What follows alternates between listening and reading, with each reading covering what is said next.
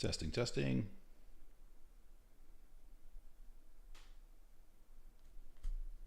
All right, so the stream is about to start. Wait a minute, did they just change when they're starting the stream? I might have missed that.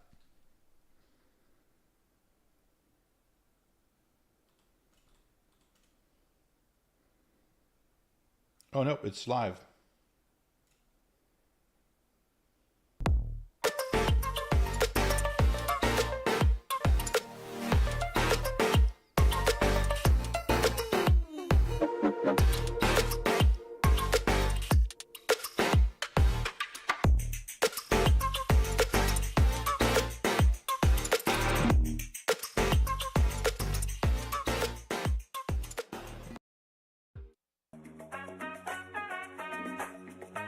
Please welcome to the stage Chief Product Officer of Anthropic, Mike Krieger.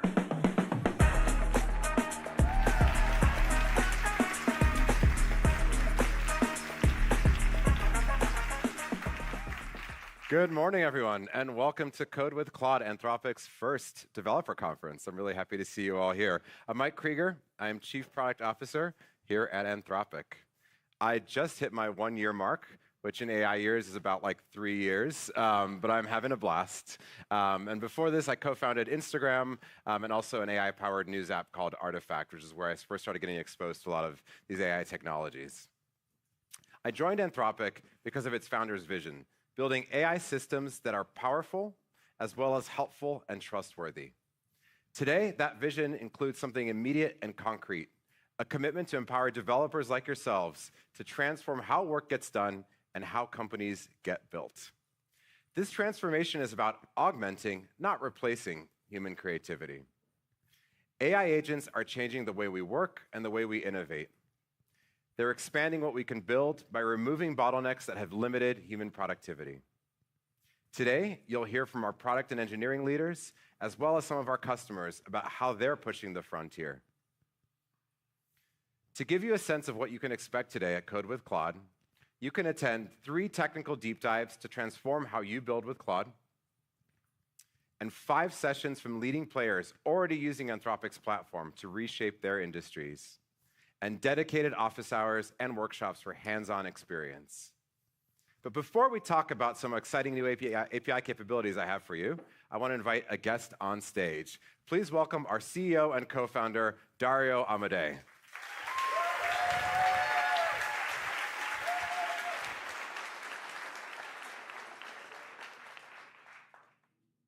Hey, everyone.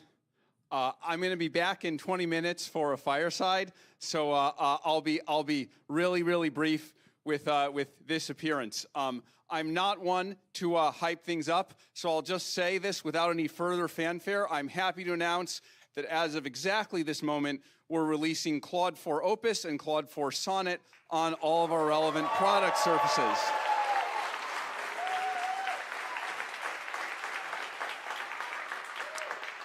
Now, I know that we haven't had an Opus model in a while, so just as a reminder, Opus is the most capable and intelligent model, and Sonnet is the mid-level model that you all know and love and have been using for the last approximately year. That's a good balance between intelligence and efficiency. We tried to design both of them so that there are use cases and times when it's optimal to use each one. So I will talk very briefly about the 2 of them and then turn it back over to Mike, and then I'll be back for the fireside.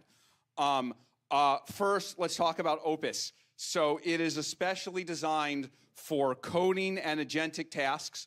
It gets state-of-the-art on SWE-bench, Terminal Bench, some other things like that. But I think in many ways, as we're often finding with large models, the benchmarks don't fully do justice to it.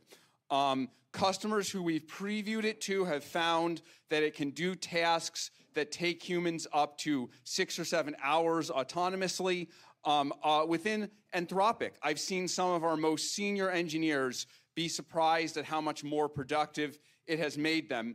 And for the first time, actually, when I've looked and seen Claude-written internal summaries, documents, and ideas. You know, in the past, the quality was often good, but you could never really quite mistake it for a human because it always had that specific style. This was the first time I actually got fooled, where I actually got back, and then, you know, I just read by the name really fast, and I thought it referred to someone on the team, and I'm like, no, the name was Claude.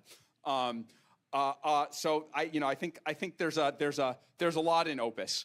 On Sonnet, I think this will be, for many people, a strict update for a strict improvement from Sonnet 3.7 at the same cost and better intelligence. Many customers are simply switching directly from one to the other. It actually does just as well as Opus on some of the coding benchmarks, but I think it's leaner and more narrowly focused. I think in particular, it addresses some of the feedback we got on Sonnet 3.7 around overeagerness, the tendency to do more than you asked for, which is sort of the opposite of laziness, which was an earlier problem, and some of the reward hacking issues. So many of our customers have been trying it out and view it as a strong upgrade from 3.7. For example, Cursor here has been one of our well-known customers, has been trying it and saying this is a state of the art.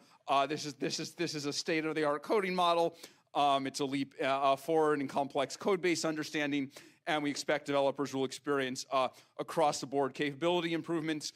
Someone who was playing with the model in person, one customer said, "What the F is this model?" It's really amazing. So I'll leave the details to others, but the last thing I'll say is we are going to continue to improve the Claude 4 series of models. We expect to periodically release perhaps minor version updates, ideally even more frequently than we have for Sonnet. So it should be out there. You should be able to try it on basically all the surfaces as of now, except I think free tier has Sonnet only, but all the other surfaces, all the API surfaces have both. So really hope you enjoy the model, and I'll turn it back over to Mike.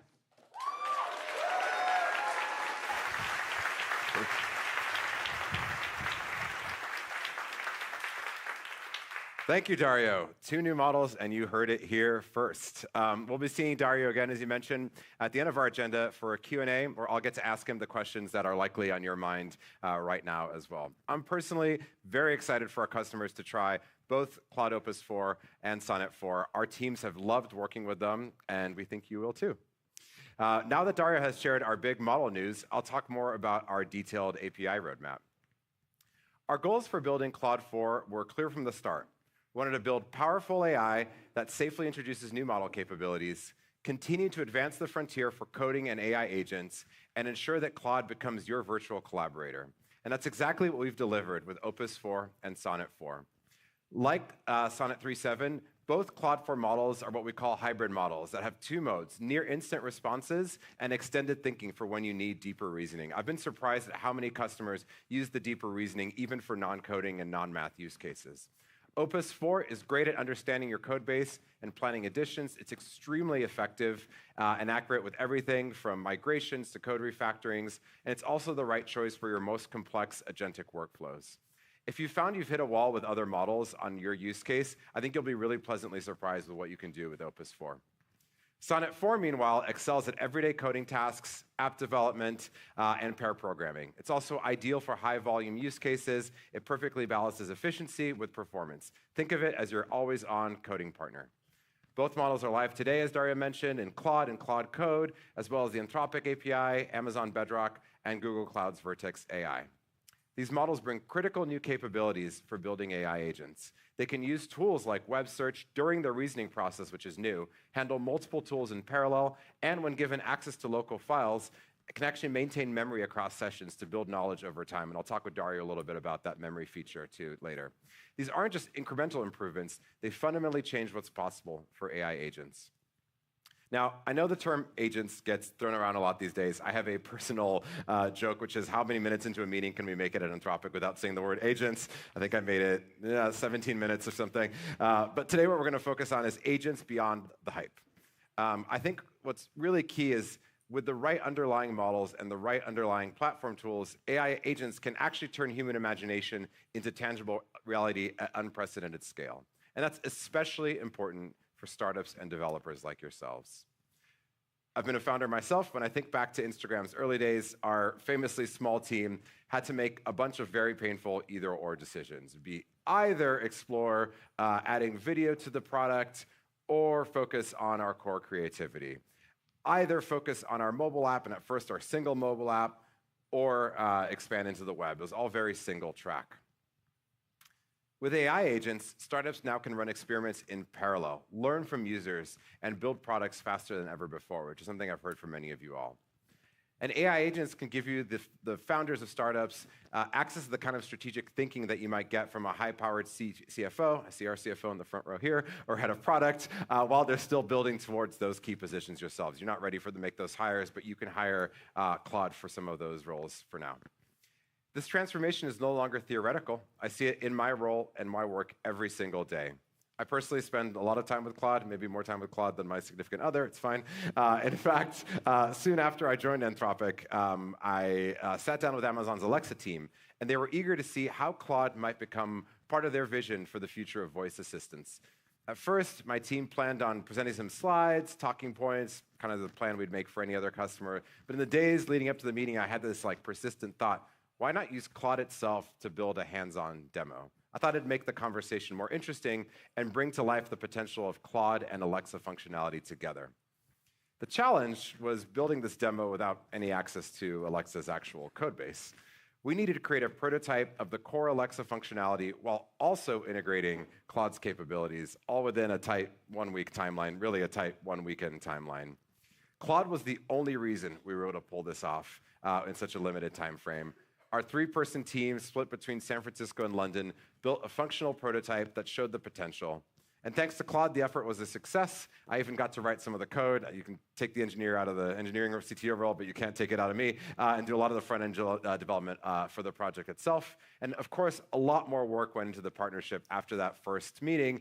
But Claude is now one of the models that Amazon is using for Alexa Plus, which launched earlier this year and is now rolling out. And we were able, I think, to really show the potential thanks to Claude. I've been watching this evolution towards agentic AI for years now. When I first got a demo and early access of GitHub Copilot back in 2021, I called it the single most mind-blowing application of machine learning I've ever seen. Back in those days, 2021, we called it machine learning instead of AI. That was generations ago, but it was really clear the potential for this early glimpse of agentic AI. I had an even stronger feeling last summer when we launched Artifacts. I could describe what I wanted for a mini app or visualization, hit send, go grab coffee, and come back to Claude having built what I'd imagined. And over the following year, it's become clear we're not just building better tools, we're creating genuine collaborators. And Anthropic's economic research confirms what I've seen firsthand. For the majority of use cases, AI is augmenting people's work instead of replacing it. It's much more about tasks than entire roles. And this is similar to the influence that your best colleagues have. The most talented people you work with don't just execute, they understand your context, they learn from experience, and they know when to take the initiative versus when to just check in. Great AI agents like the ones you can build on our platform should excel at 3 capabilities. They should have contextual intelligence, understanding you and your organization's unique context, and continuously learning from experience, not just following instructions, but comprehending the why and the how. That means models that learn and personalize over time, acquiring not just contextual, but also episodic and organizational memory. The way I always put this to the team is your 100th task with an agent should be much better than your first, just like your 100th day with an employee should be much better than your first if you're doing the right things around training. Second, long-running execution. Handling complex, multi-hour tasks without constant management, coordinating with other agents and humans as needed. So you have the context, and then you can execute it over a longer period of time. And third, genuine collaboration, engaging in meaningful dialogue, adapting to your working style, and providing transparent reasoning for their actions. The key insight here is that true agency doesn't mean uncontrolled action, and autonomy doesn't mean just YOLOing it. It means intelligent autonomy balanced with clear checkpoints, maintaining human oversight for critical decisions while delegating the smaller decisions that usually consume so much of our time. Now let's talk about those capabilities we're announcing to serve those 3 needs. We'll start with our new code execution tool, which is available on the Anthropic API today. The code execution tool gives Claude an environment where it can run code, enabling it to act as a data analyst that can transform raw data into visual insights. Claude doesn't just write code anymore. Now it can execute it. It sees the results, and it can iteratively refine the results and the code to better highlight patterns in your data. Here, we'll show Claude analyzing sales data to see how a specific type of product is performing. Claude can load your data set, clean it, generate exploratory charts, and drill down into anomalies all in real time. As someone who started their career as a data visualization analyst, this resonates a bunch with me. And the code execution tool is even more powerful when combined with the intelligence of the Claude 4 models. This is what we mean by agency, the ability to take a complex task and see it through to completion. These are the first models capable of handling hours of tasks, saving you half, maybe even full days when you work alongside them. And not just writing code snippets, but refactoring entire code bases or implementing complex features from scratch. To give you a sense of the kind of progress that we're seeing, back in the day when I started, you could delegate maybe minutes of work to Claude 3. Claude 3.7, meanwhile, could work autonomously for about 45 minutes without losing its thread. And now we're breaking into hours of work that Claude can take on autonomously. As you saw earlier, Rakuten mentioned that they ran Claude independently for an incredible 7 hours with sustained performance. It can do it without losing the thread, especially as it's able to manage its memory and its own to-do list. We've already integrated this power where you work. Hopefully you're all familiar with Claude Code, our agentic coding tool that we launched in research preview a few months ago. We're moving Claude Code to general access today. This actually started as an internal exploratory project by Boris, one of our tech leads. This is his announcement post, who wanted Claude to help them code directly in the terminal. Very early, we still called it Claude CLI internally. I think some of our best innovations like artifacts and Claude Code have really come from this kind of bottoms-up experimentation. It's part of the culture we try to foster at Anthropic. Within just 2 days of launching it internally, our usage chart went vertical. People talk about product market fit. We really often talk about product Anthropic fit. Like, are people internally dogfooding? Are they using it? Today, most Anthropic employees rely on it for everything from routine coding to large-scale migrations. I've watched some of our most advanced coders run multiple copies of Claude Code across multiple terminal windows. They're moving from just being engineers to being managers of several autonomous agents, tackling everything from simple coding tasks to complex full-stack development projects across multiple code bases. I realized I was using Claude Code, and I would run one in our front-end repo and one in our back-end repo, and one of the Claude Code engineers is like, "You're doing it wrong. Just run it in the root. Claude can figure out where it's going to be able to do it across all of them, and it does it beautifully." And that's changed how I've used it already. The vast majority of Anthropic developers use Claude Code daily. To give you a sense of the impact it's had on our team, it's shortened our technical onboarding time to get engineers up to speed from 2 to 3 weeks to 2 to 3 days. I've really seen it how it can help you build an understanding of the code base, especially a large monolith like ours, very rapidly, as it's fantastic at navigating code. And today, we're bringing Claude Code capabilities directly into VS Code and JetBrains with full diff views and agentic workflow management built into the editors.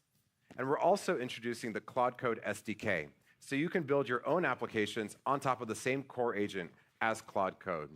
As an example of the possibilities of the SDK, you can now run Claude Code in GitHub. You can tag Claude in a GitHub pull request or an issue, and it will respond to reviewer feedback, modify code, or implement test coverage. We're also focused on what we call closing the loop. So Claude Code is now helping build itself, and it demonstrates the power of self-improvement as it speeds up its own development. It's incredible how Claude Code empowers developers like yourselves to get more done. I think back to when I was building Instagram. Our team was between 2 and 6 engineers, before we got acquired, and we were supporting 2 mobile platforms. We would have been able to produce prototypes in days and not weeks if we had agentic coding products like this. We've talked a lot about building performant, reliable agents. Now, agency without responsibility is dangerous, especially when you're talking about something that's self-improving like our Claude Code product, and even more so in enterprise settings with stringent security and compliance requirements. I think widespread adoption of agents will require improving model discernment and judgment around confidentiality, decision-making, and coordination. So our models are already good at this, but we'll continue to improve, making sure that they know what's confidential, they know what to reveal, and that you can trust them in a production setting. That's why every feature that we build around our models incorporates what we call architectural safety. Checkpoints and controls, not just carte blanche. Agents pausing on major decisions, while users can define which actions need human approvals, which we've also built into the model context protocol. They're robust against exploitation. We test them, we battle test them, a lot around things like prompt injection. And they're also transparent by design. with clear feedback loops and observable behavior. When you trust your agents to act autonomously, you're free to focus on innovation instead of mitigation. Another area we've invested heavily in is interpretability, the science of understanding exactly what's going on inside the minds of AI models. Dario recently wrote about the urgency of understanding how our AI systems actually work, if you've read his essay, The Urgency of Interpretability, what he calls the race between model intelligence and interpretability. Effectively, we want to be able to give our AI an MRI to see what it's thinking about and spot any potential problems like deception so we can steer it in the right direction. When I joined Anthropic, I was excited about how our research pipeline could directly fuel our products. Take Golden Gate Claude. I pushed the ship this in my second week at Anthropic because it didn't feel like it was just a good research paper. It would make a fantastic demo, a visceral demonstration of how interpretability works in action. When we amplified the Golden Gate Bridge feature inside the Claude neural network, we saw that suddenly we could see what it means to manipulate the inner workings of AI, and in this case, make it deeply obsessed with our favorite bridge. The techniques that we used to create Golden Gate Claude could in the future help us reduce harmful model behaviors or improve model performance for specific domains. And as we start employee virtual collaborators around companies, my hope is that we can lean on techniques like interpretability and auditability to be a cornerstone of their work so we can figure out what they're doing at scale. These are the kinds of breakthroughs that are going to help us transform abstract research into tangible product capabilities. As you saw earlier, we're now at the point where AI models can handle hours of autonomous work, and that's a capability that's doubling every several months. But raw model capability alone isn't enough. To unlock these multi-hour workflows in practice, agents also need access to real-world information, a connection to your existing systems, and cost-efficient scaling. That's why we're launching 4 interconnected capabilities to help power agents with context and help them scale. So first off, starting today, you can now connect the Model Context Protocol directly through our API. MCP is already being used by Microsoft, Google, OpenAI, Block, Atlassian, Zapier, Linear, and many more. This was the dream list. When we started creating the MCP protocol and we open sourced it, this was the dream list. Like, maybe one day we'll get these companies to adopt it. It's less than a year, and they've all come on board. MCP acts as the universal translator and connector for AI agents, enabling seamless connection to your existing system without needing to write a custom bespoke integration every single time. This lays the foundation of what could become the agent economy, where specialized agents have access to the data and tools they need to tackle complex challenges. Second, web search gives Claude real-time access to current information. This is intelligent data augmentation that allows Claude to reason about current events, market trends, and emerging technologies. It's really powerful in combination with the MCP feature as well. You can imagine searching across an internal knowledge source, making some new insights, and then going off and searching the web to contextualize them. Third, the Files API is available today in the API to streamline how developers access and store documents, simplifying development workflows. We're also releasing a cookbook to help developers build that memory functionality that I mentioned directly into their applications. These new Claude 4 models have shown significant improvement in what we call self-managed memory. So you'll find that this works surprisingly well. And it can be achieved with very little additional overhead by using the Files API, as we demonstrate in that cookbook. You'll see Claude both read and write to these memory files and maintain context over time. Last, power needs to be practical and scalable. We want to ensure that we can grow with you from prototype to production to millions of users so that you're able to control cost and improve efficiency. We want Claude to work for you as you succeed and reach massive scale.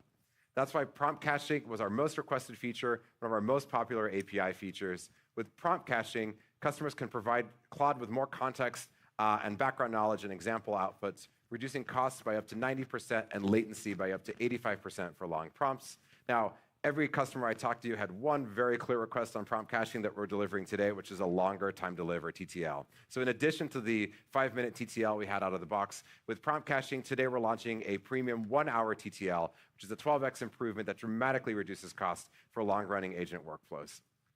This infrastructure makes agent applications viable at scale. So these capabilities all compound. When we think about building features into the API, we don't think about them as one-off. We think about how do they complement each other? How do they form a cohesive story?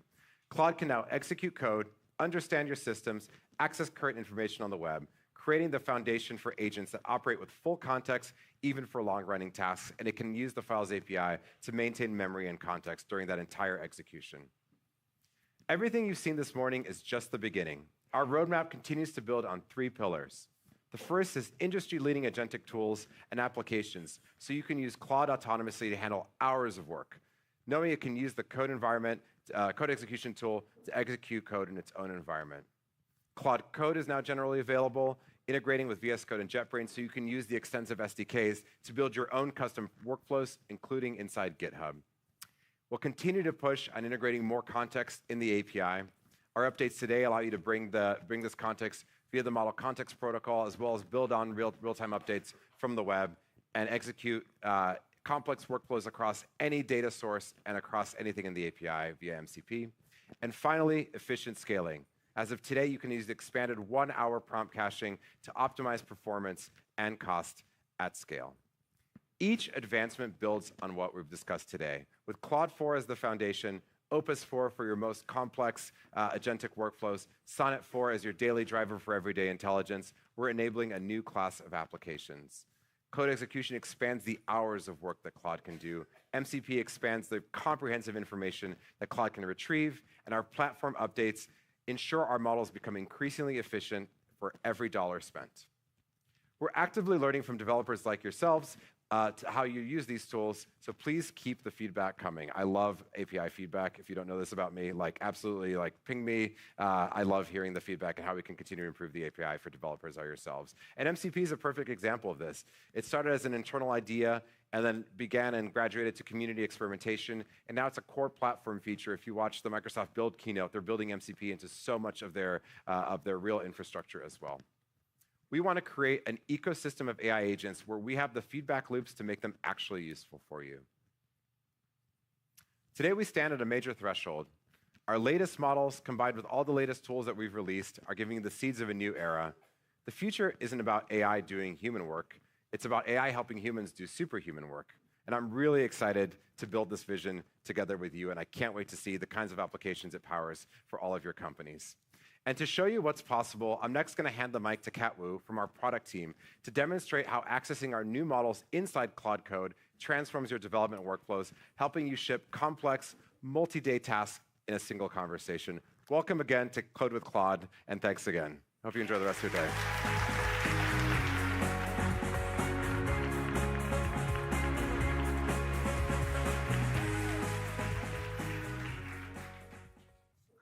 Hi, everyone. I'm Kat Wu, Product Manager for Claude Code. As Mike mentioned, we recently launched Claude Code, our agentic coding tool, in research preview. Claude Code gives developers direct access to the raw power of Anthropic's models, right where they work, in their terminals. As of today, Claude Code is generally available.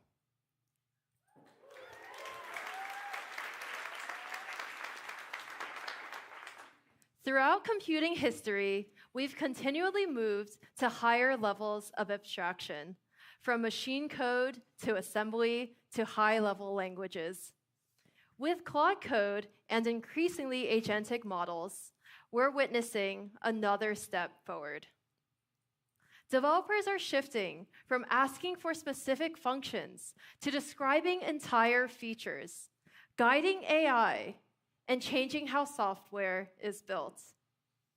Today, we're bringing the new Claude 4 models to Claude Code, making it an even more powerful and capable coding agent.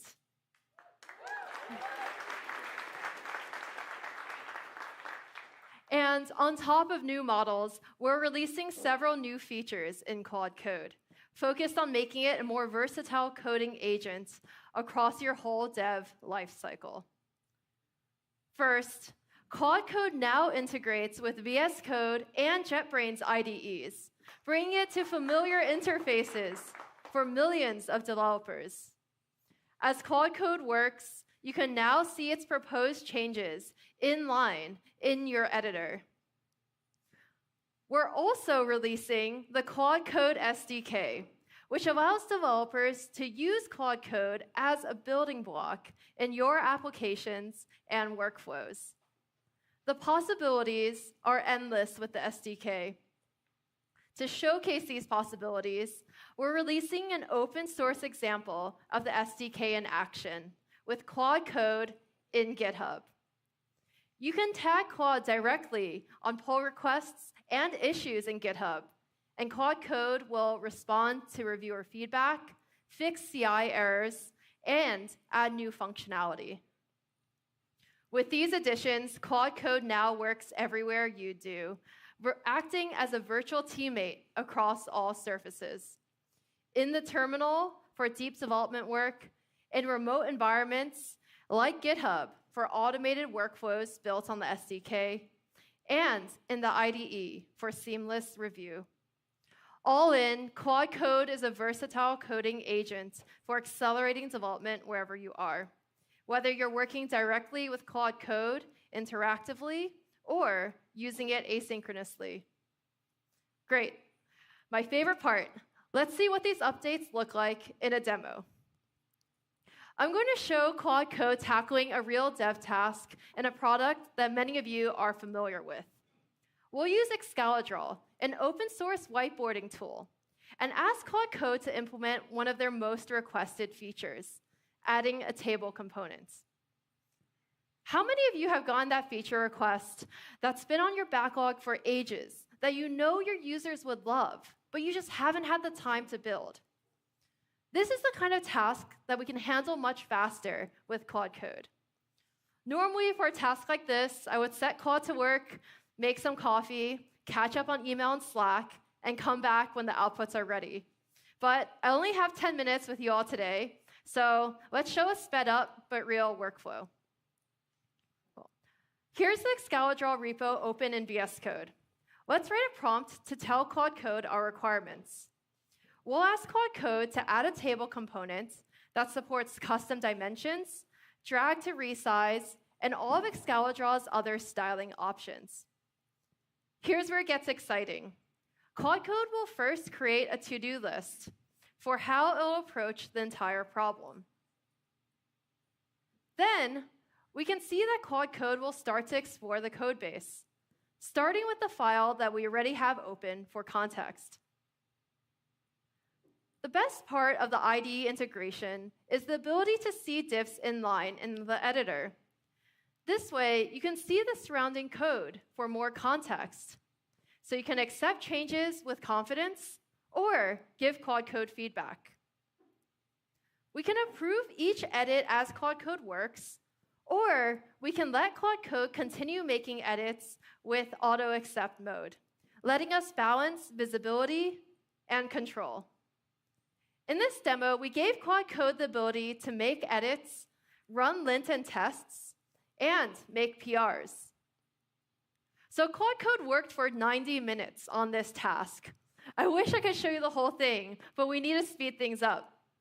What you're seeing is actual unedited output from Claude Code. An hour and a half later, and it's done.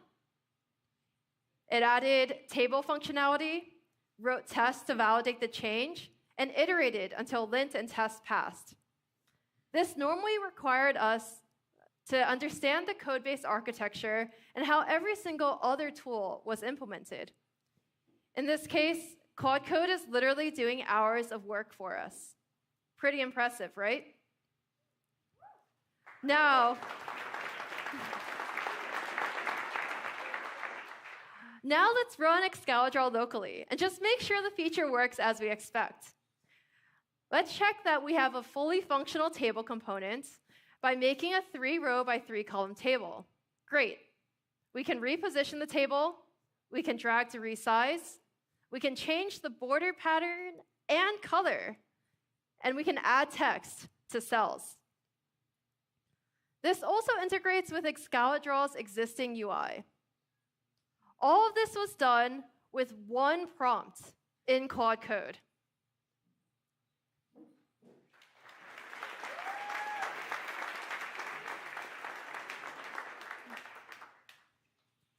Next, we'll ask Claude Code to use the GitHub CLI to create a pull request for this branch. Cool. Let's click in. Now we have our pull request. This is where the Claude Code SDK shines. It lets us build custom workflows on top of Claude Code, including through GitHub Actions. For this PR, I'd like to update the docs. Instead of going back to the IDE, we can just tag @Claude and ask it to update our documentation for us. Behind the scenes, this triggers a GitHub action that runs Claude Code. Claude comments on the PR as it works, and it'll make a commit for us when it's done. You can also tag @Claude on a GitHub issue, and I'll also make a PR for you there. With this feature, Claude Code meets users on even more surfaces where they're already working. Devs no longer need to context switch in their local environment, and you can even kick off runs on the go. This is all built on the Claude Code SDK. Beyond powering GitHub Actions, we've seen customers do incredible things with the SDK, including running many Claude codes in parallel to fix flaky tests, increase test coverage, and even do on-call triage. Cool. It looks like the action is done running, and we can see Claude Code updating its comments to let us know what it did. Let's click into the commit and see Claude's changes. It updated the documentation for us in our PR and committed it without us having to do a thing. In just 10 minutes, you've seen Claude Code tackle a complex task that would have taken days to implement manually, writing hundreds of lines of code, integrating seamlessly with Excalidral's existing features, and doing hours of work for us.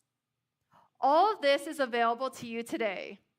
Claude Code in GitHub Actions, powered by our SDK, is available in beta, and you can install it by running a simple command on the screen within Claude.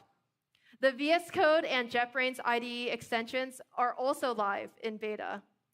Just run Claude from your IDE to install.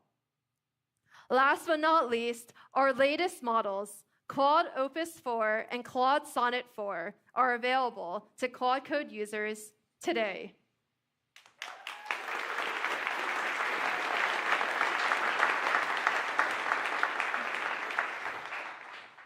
Claude Code shows what's possible when AI can truly understand and work with code.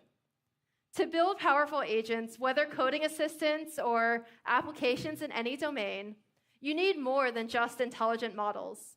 You need the right platform. Please welcome Michael Gerstenhaber, who will show you exactly how we're making that possible.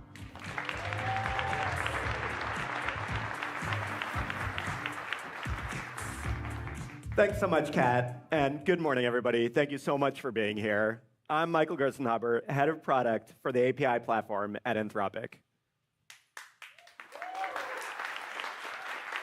How many people here use AI-generated code already to write their applications? Yeah.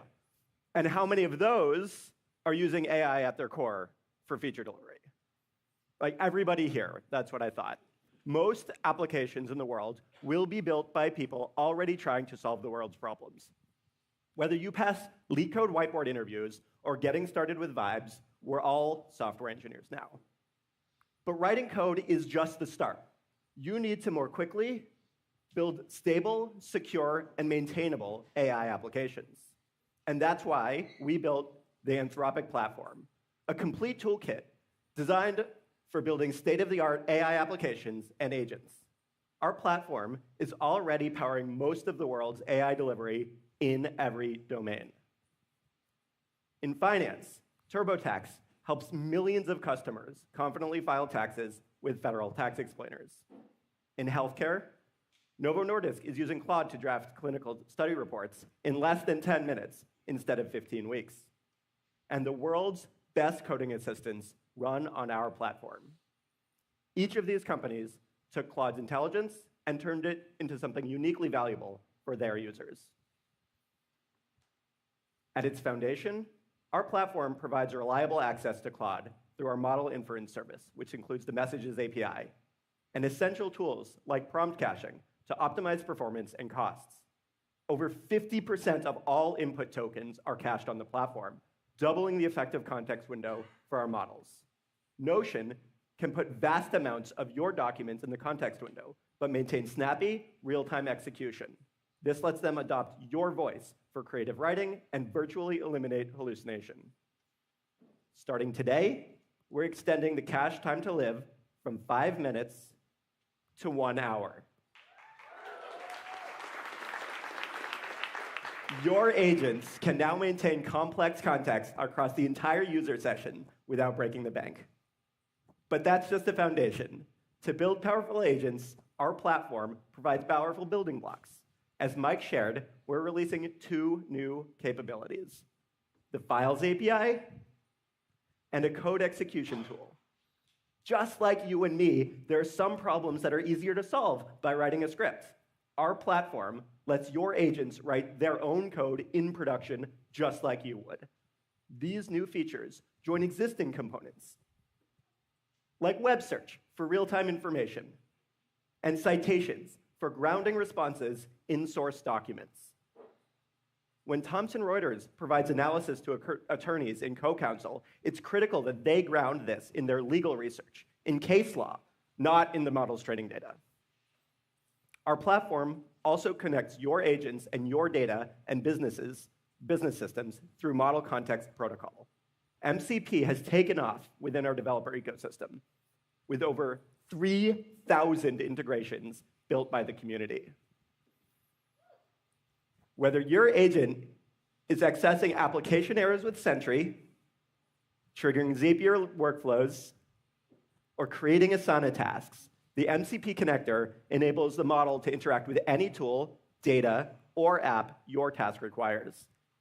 And today, the platform makes it even easier by handling all the technical complexity of tool and API calling for you. One thing that I want to emphasize about the platform is the composability of the APIs.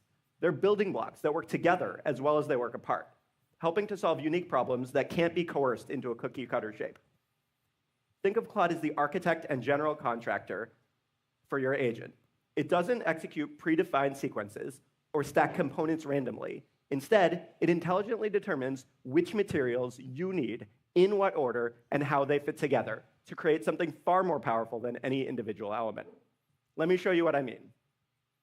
When you build an agent for complex financial analysis, Claude intelligently assesses the task and orchestrates the right tools. Using MCP to access financial data, spinning up code execution for statistical analysis, searching the web for real-time market data, and grounding insights with citations for accuracy and compliance, iterating and refining based on results. No hard-coded workflow, no brittle scripts, just intelligent orchestration that allows you to build powerful agent and seamlessly adopt new capabilities as our research brings them to life. We understand that prompt quality can make or break an AI application, which is why we created dev tools like the prompt improver and evaluations, along with new observability features that help you get to production and scale faster. Today, we're already helping developers build faster with resources like cookbooks and guides that show you how to implement features like memory into your applications.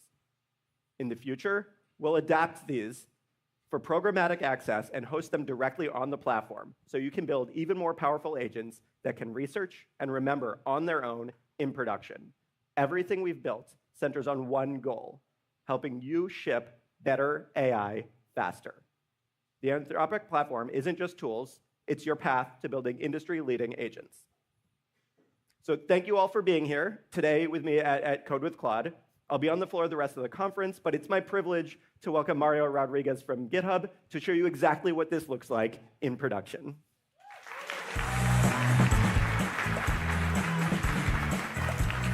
Thank you, Michael. And I am here thrilled to be with you all.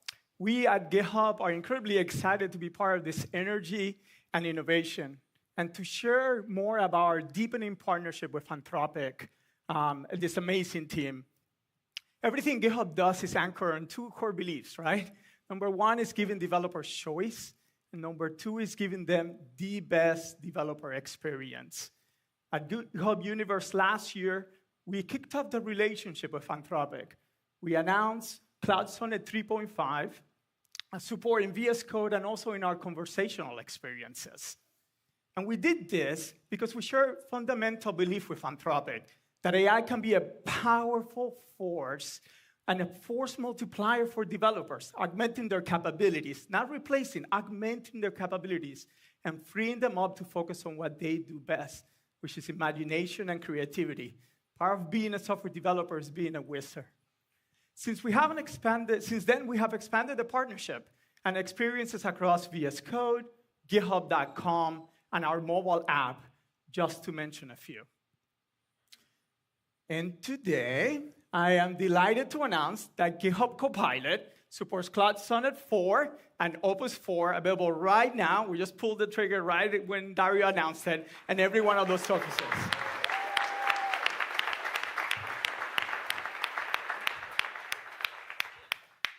That is what sim shipping is all about. Let me tell you, it's really hard to do. I don't know if you've done it with every application that you have done, but it's incredibly hard to do. So thanks to all of the teams that make that happen. Now, as you all surely know, the future of code is what? Agentic. An agent mode in VS Code is our autonomous pair programmer that can perform multi-step coding tasks based on your natural language commands. We've seen firsthand how having Cloud's intelligence directly within the editor truly helps developers understand complex code bases, get faster code to production, and increase their productivity without ever leaving the environment they already know, love, and trust. But even that, right, even that is single-threaded. And in my opinion, the future is multi-threaded. If you think about it, you're in your editor, it becomes a waiting room. You're going faster, but it's still a waiting room. And that's why on Monday, we took one step further and announced this GitHub's Copilot coding agent.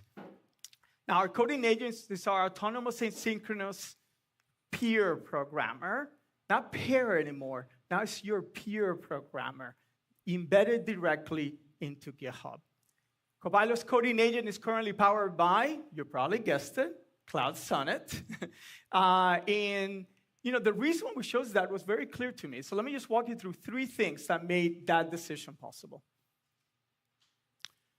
Number 1, our evaluations showed that Cloud demonstrated 3 main strengths, right? Strong software engineering and coding knowledge, powerful problem solving, and that's very important because sometimes you have to go and look at the code and find the right place to make that edit. And then number 3, excellent instruction following. And specifically when thinking about tools and MCP. So when you're building for agentic coding, dealing with these things in large code bases and system prompts, you also need something else, which is caching, right? And that prompt caching, bless you, the prompt caching support we get from the Anthropic API let us build these experiences in a most cost-effective way. Every token counts, and every token counts also on the price side. So the more we save those, the better experience we could provide our customers. Now, on top of that, Cloud was already the most frequently selected model in agent mode. So once we put all of those things together, it was very clear to us that Cloud Sonnet was the right model choice for agentic coding in GitHub scenarios. Now, with Cloud Sonnet 4, we've seen improvement in all of these areas, not just aggregate benchmarks like suite benchmarks, but more importantly, on our real-world evaluation suites as well. Now, our collaboration goes deeper than this, right? It's not just about integrating models directly. We've been working closely with Anthropic to officially adopt and scale MCP. We're combining intelligence. If you think about this, like these models are incredibly intelligent. You stack like 3 PhDs on them with knowledge. So how do you get knowledge into that intelligent model?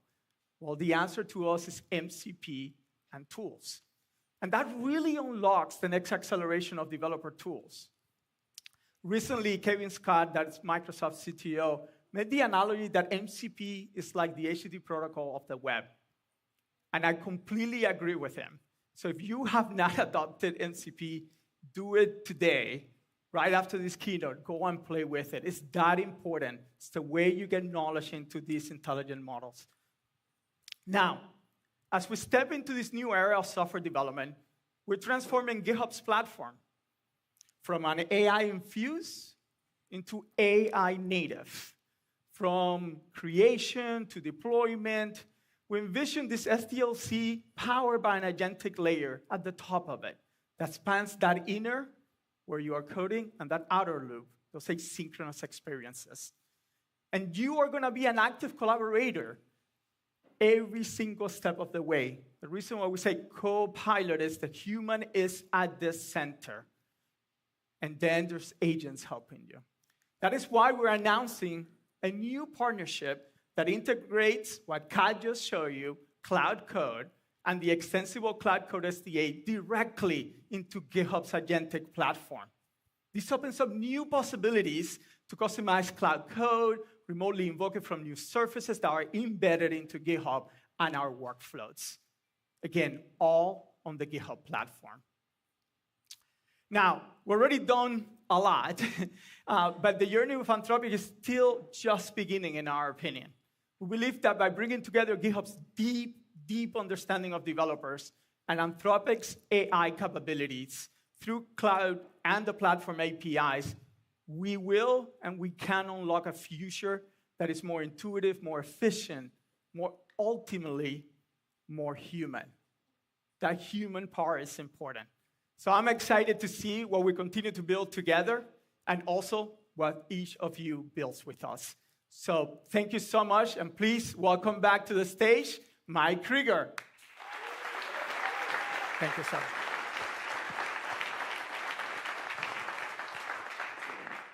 Hello again. And thanks again to Mario, to Michael, and to Kat. I love the GitHub integration. The last project I did, I actually was like, oh, I can actually just install Claude Code into a GitHub code space, and all of a sudden I have Claude Code against a repo that I've already been building. It was really great to hear from each of them and hear all about the exciting work being done with Claude. So to close out the show, I'd like to dive a little bit deeper into Claude 4, our research direction, and what developers can expect next from Anthropic. So please help me welcome back to the stage Dario for our one-on-one conversation. Welcome back, Dario.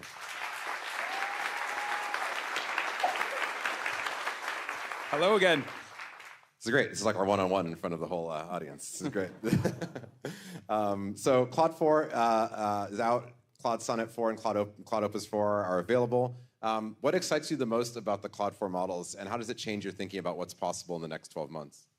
Yeah, so I think abstractly the thing I'm most excited about is, every time you have a new class of models, there's like more you can do with it, right? So, we're going to be releasing models after Claude 4. There'll probably be a Claude 4.1 at some point, just like we did with Sonnet 3.5. And I think we're just at the beginning of what we can do with the new generation of model. In terms of tasks, I think the autonomy is going to go much further than it has already. Just the ability to set your model free and give it the ability to do something for a long period of time. I think we're very much still at the beginning of that.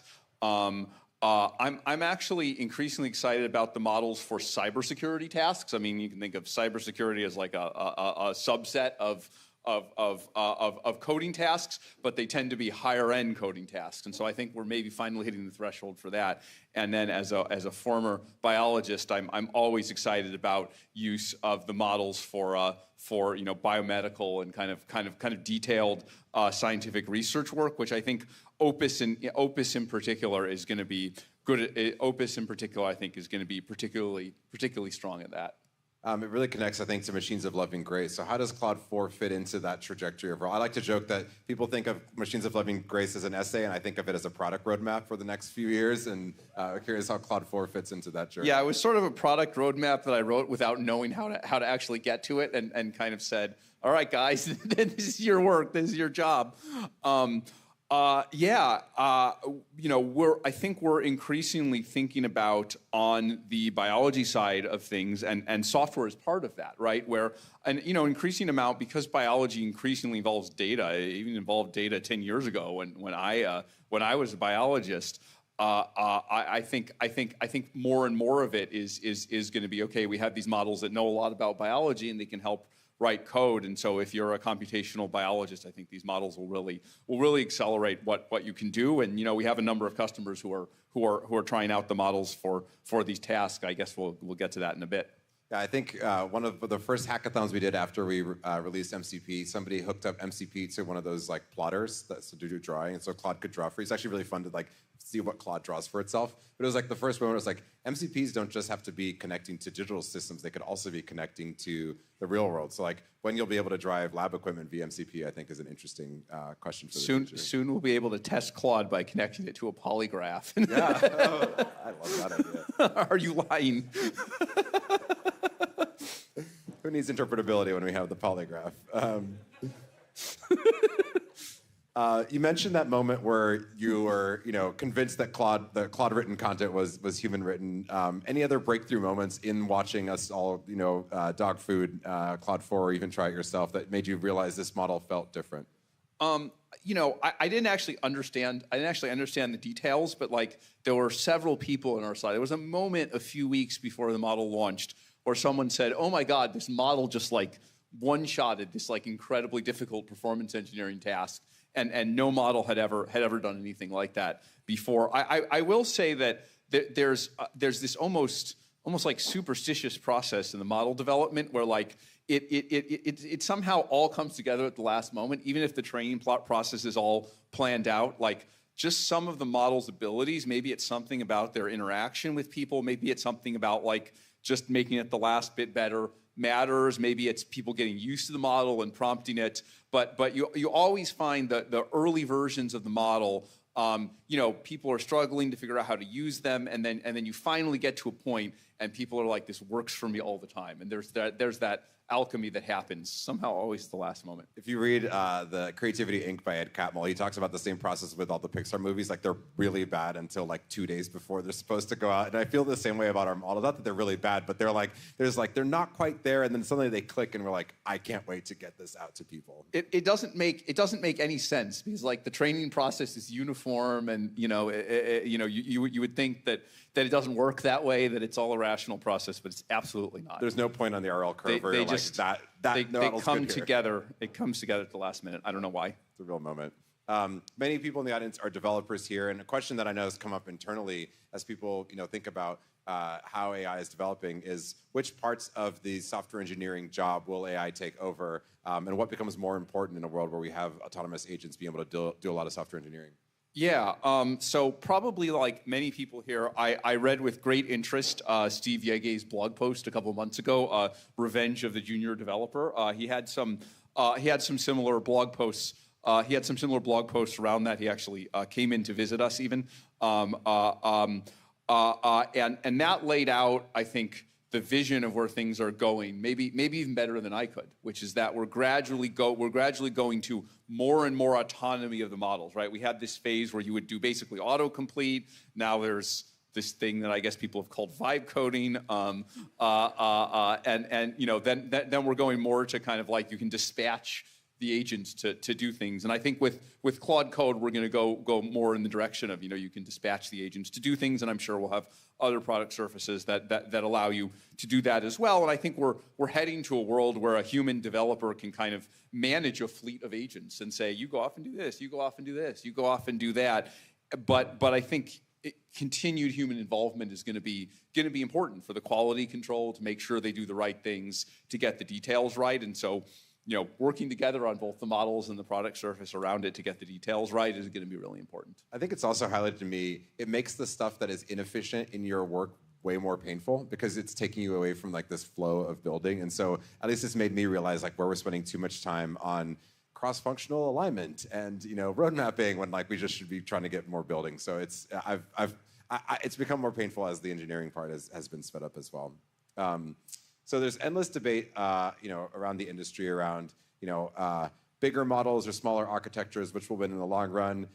You're famous for, popularizing and pioneering the scaling laws paper. What's your current take on, the extreme being, is pre-training dead? Is pre-training all that matters still, and its role, relative to post-training? I mean, without getting too specific, I would say that, the Claude 4 models embody advances in both pre-training and post-training. So we're continuing to see the pre-training scaling laws work the way that they've worked before. And we're also continuing to see continued advances in post-training. And they kind of complement each other. And I think we're going to continue seeing advances in both of those. I think we're also going to continue to scale up. So we have these multiple trends, these multiple sources of exponential growth, and they're all going to compound with each other, right? That's why I think all of this is going to go very fast. One of the reasons I liked Diego's blog post is that it was someone who was not me repeating the mantra of like, it's only going to be a year or two until these things are like, are basically peers to us. It's insane that 3.7 was just in February, right? It feels like a year ago, but it was just 3 months ago. I know it. I know it feels like it's like, oh, this feels like an obsolete model or something. And it was less. It's like 2.5 months or something. It's like the timescales are compressing. I often say that being in the AI field, I will go on a very brief digression. Being in the AI field, it feels like you're getting on a spaceship leaving Earth at relativistic speeds, and one day you wake up and it's like one day on your spaceship, 2 days on Earth, so you have to take in the news of 2 days. It accelerates, 1 day on your spaceship, 3 days on Earth, and that's just what it feels like being on this ride. That resonates. I hadn't heard the metaphor before, but it absolutely does. Maybe on the post-training front, one of the things that I got really excited about seeing developed in Claude 4 has been this concept of memory and having the model being able to manage its memory. Maybe talk a sec about why that's important and what that kind of enables. Sorry, repeat the question. Like for the model to be able to manage its own memory and be able to handle those long horizon tasks as well. Yes, we have found that to be very useful. I think one place we found it to be useful is Pokemon, right? Yes. Where the model's able to like remember its state, but presumably it's useful for many things other than just Pokemon.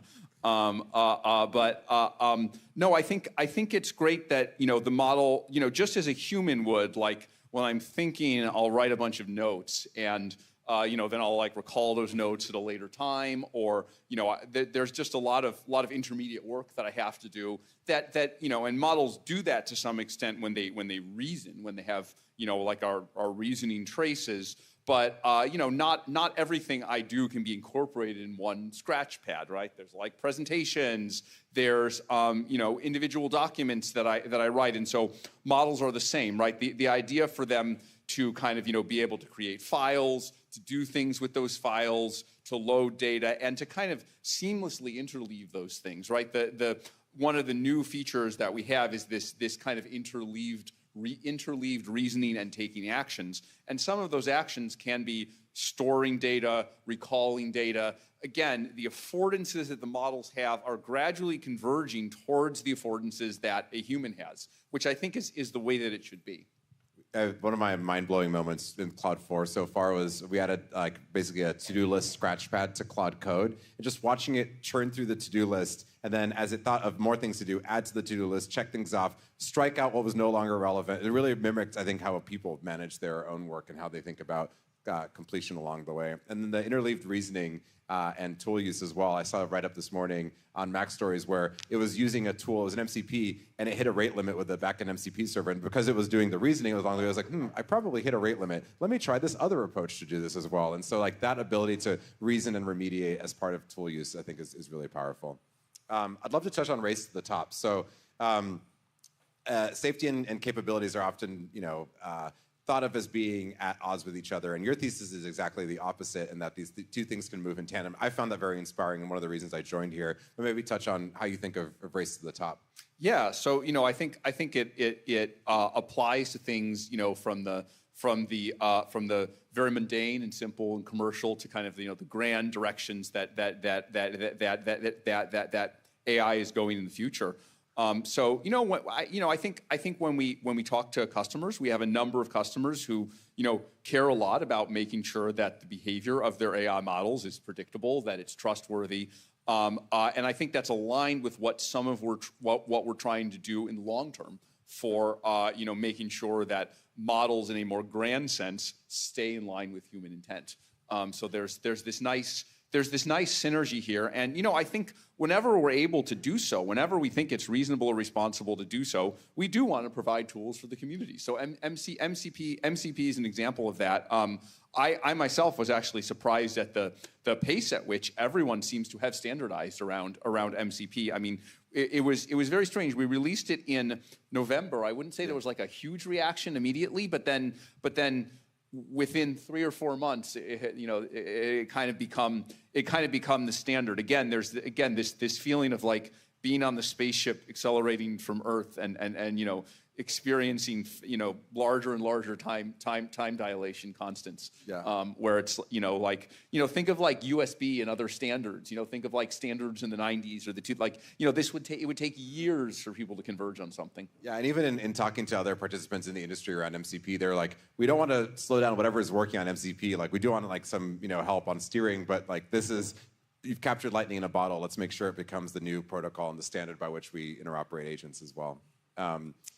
Maybe tied together the race to the top, I loved your urgency of interpretability essay. You have a background in neuroscience as well. Can you talk a little bit about how you see the co-development of interpretability and machine intelligence? Yeah, so, I think 10 years ago, many people thought that neuroscience would tell us about how to do AI. And indeed, there are a number of former neuroscientists in the field. I'm not the only one. There are other lab leaders, some who have that background. And I found at a high level there's some inspiration, but I wouldn't say I've said, this is how this thing we know from the hypothalamus we can use for making these models. It's all been pretty much from scratch. But interestingly, things have gone the other way more, which is that using interpretability, we're able to see inside models. And although, of course, they're not made in exactly the same way the human brain is at a kind of superficial level, there's a lot of differences. A lot of the conceptual patterns we have found inside models, sometimes they then get replicated in neuroscience research. There was something about like high-low frequency detectors in vision that was found via interpretability, via one of the people on Chris Ola's team, and then a couple of years later, a neuroscientist actually replicated it in animal brains. The idea that, for example, vision models separate out, they have one path that tends to correspond to color, and another path that corresponds to brightness or to the boundaries between objects. These seem to be natural distinctions in the world, right? That are kind of there to be discovered. And anytime you have any kind of abstract learning system, whether it's artificial or biological, you kind of discover the same thing. So it's very interesting. I'm really curious how the circuits paper ends up affecting neuroscience research as well. Let's move into the 5 to 10 year time horizon. To the extent that is even possible in AI as we move relativistically. Maybe relativistically, it's probably 1 year in real time. When do you think there'll be the first billion-dollar company with 1 human employee? 2026. Yeah, I absolutely buy that. Yeah. Do you have any advice for people building with Claude for the next year? How to think about building at that frontier as well? Yeah, I think there's like a lot of very specific things you could say about how to use the models, but I feel like because of this whole like relativistic time dilation thing, this like speeding things up, like almost all the advice is drowned out by like one sentence, or maybe 2 words, which is just be ambitious. Like build something that's greater than you think is possible, and even if it doesn't quite work yet, another model will come out in the next generation, which right now is 3 months, but like probably it's going to go down to 2 months, then 1 month, and then if I want to come up this year, maybe I'll be giving advice that's like, don't build anything today. We're releasing something today, but by tonight it'll be, you won't want to be building with this tonight. I talked to a founder who started a company 2 years ago in the sort of autonomous AI coding agent space, and he basically tried every single model, and his startup wasn't working. And then it was actually 3.7 where he's like, my startup works now. And it was the same thing of like, this thing that I was trying that was really hard, all of a sudden is now possible. But hitting your head against the wall actually sometimes can be useful because you put all the other pieces in place, and everything works except the model. And then when the model works, it's almost like you've built something that's like more robust than it needs to be, and that can be like a positive property. Yes. So as much as I joke about like, oh, you should just, you can just wait for the next model, actually hitting your head against the wall, as long as it's something that's like almost possible, if it's not like, like 3 years out from what's possible, I think it can actually be productive. We saw that even with advanced research internally, like our research and cloud skills team had built a prototype of this. And the model kind of lost its way. It wasn't good at using tools. And then with 3.7, especially with Cloud 4, I think you'll find that it does advanced research really, really well as well. And it's because we were trying and kind of failing along the way as well. Yeah, it's almost as if you want to run your startup as like speculative execution against the next model, right? Yes. There's some kind of like, I don't know. I love that. Yeah, I think that's exactly right. All right, so last question to wrap up. For many of us today who aren't Dario, we couldn't have imagined the progress that AI has made and the rapid pace of change. What are you most excited about for the coming year and then in the next 5 years? So I think in the next coming year, we are going to see incredible things in code. I would refer again to kind of the, taking where we are with Claude Code and where we are with the coding models and going from there to kind of the agent fleets. I think this will have an interesting effect in the world, which is, I don't know that we've thought carefully, like from an economic or business perspective, about what happens when the cost of producing software goes down. It's kind of an assumption, an article of faith, that you only make software if it's only worth it to make it if millions of people use it, or at least hundreds of thousands, or maybe tens of thousands. Like you wouldn't make you like wouldn't make a whole piece of software for this event, right? Like you might throw together something, but like when it just becomes really cheap, when it costs you 20 cents to like, oh, let's just throw together something that changes my vision for this particular event or something like that. I think the world is going to be very different when these things can be made ad hoc on a one-off basis in like a few seconds for less than a dollar. What is the role of the developer there? What is the role of businesses? What is the role of startups?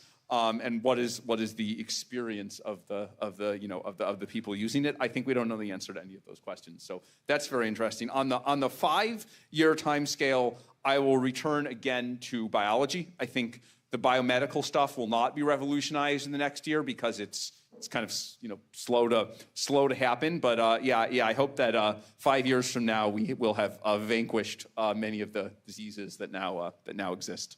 We'll leave it with that. Unfortunately, we do have to wrap up. I feel like we could talk for another 40 minutes. So first, I want to thank Dario for spending time with us today. Thank you, Dario.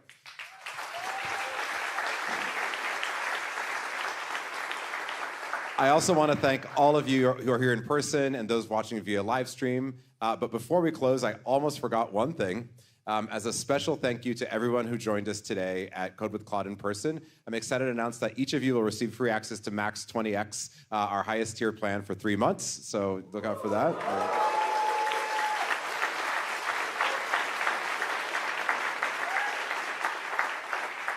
I especially love using Max with Claude Code, so you'll be able to do that as well. So we can't wait to see what you build. Have a great rest of your day with the different sessions, and welcome again to Code with Claude. Thanks for coming. Thanks for coming, everyone. Sure.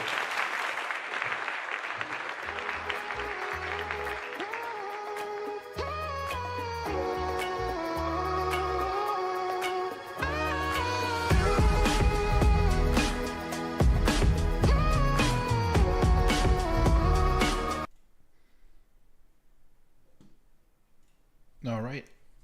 Testing. All right, so what does everybody think about that? That's kind of exciting. I've been messing around with Claude 4 because it went live at the beginning of the stream. So I have a few kind of beginning things that seem to work.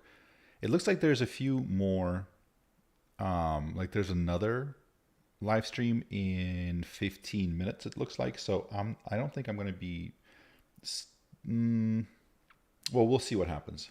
Let's see.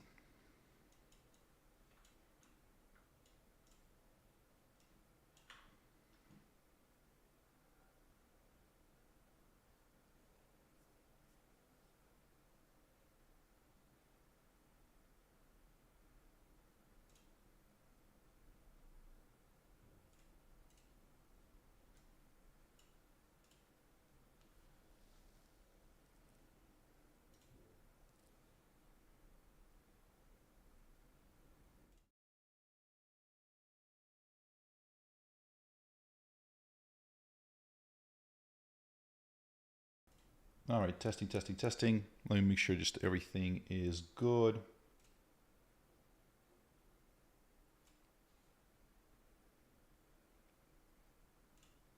It looks like there's multiple Anthropic streams today. So looks like they're going to be announcing more stuff or just talking more about all of this. So might be interesting, but it's probably more like hands-on stuff. I'm not sure, but it might be interesting. I don't know if I'm going to have the time to stay on, but here's some early testing that I did with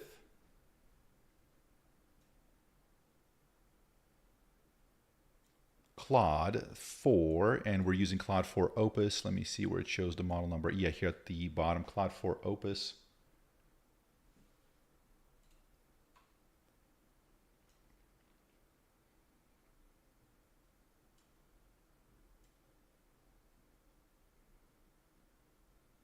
Yep, and let's see, Claude 4 Opus. And so if you're using Claude 4, first of all, be careful because the $20 a month plan or the $200 a year plan, you run out of these things fast, especially if you enable, if you go in here, you can enable extended thinking by clicking this on.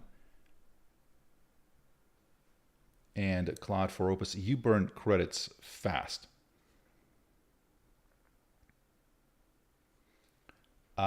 So I think I had like 4 different projects going and it said, that's it, you're out, and then it refills at 3 p.m. or something like that, it said. So I guess on a per hour basis, you run out pretty fast. So I was trying to build a little 3JS car racing, car drifting game. And so, yeah, I mean, it kind of, it's got some interesting effects. Had to go back and forth quite a bit to kind of get it where I want it to be, and still not 100% smooth. It had a hard time building the track in a coherent way, but I mean, it's not bad. I like the slow motion drifting mechanics. I mean, there's definitely something there, something cool about that. But yeah, it's interesting. So it took a couple back and forth tries. It automatically added a this overhead view that kind of breaks down if you start drifting, but otherwise it's actually pretty good. It's got a first person view. So there's a lot of interesting things here that it did. Oh, and there's also a boost. Let's see. Yeah, I guess. Okay. And let me see how many iterations this is. So this is like 8 or 9 iterations to make it like that, but pretty cool. I definitely like it. Noticeably, so this was using Claude, saying Claude for Sonnet, but I'm pretty sure I was using Claude for Opus for this one. Also, I'm not sure why they flipped, because it used to say Claude number and then size. So like Claude 3 Sonnet or whatever, Claude 3.5 Sonnet. Now they're going Claude Sonnet 4. So that's a little bit weird. I'm pretty sure for all of these I was using Claude Opus. Maybe this is Claude Sonnet. Okay.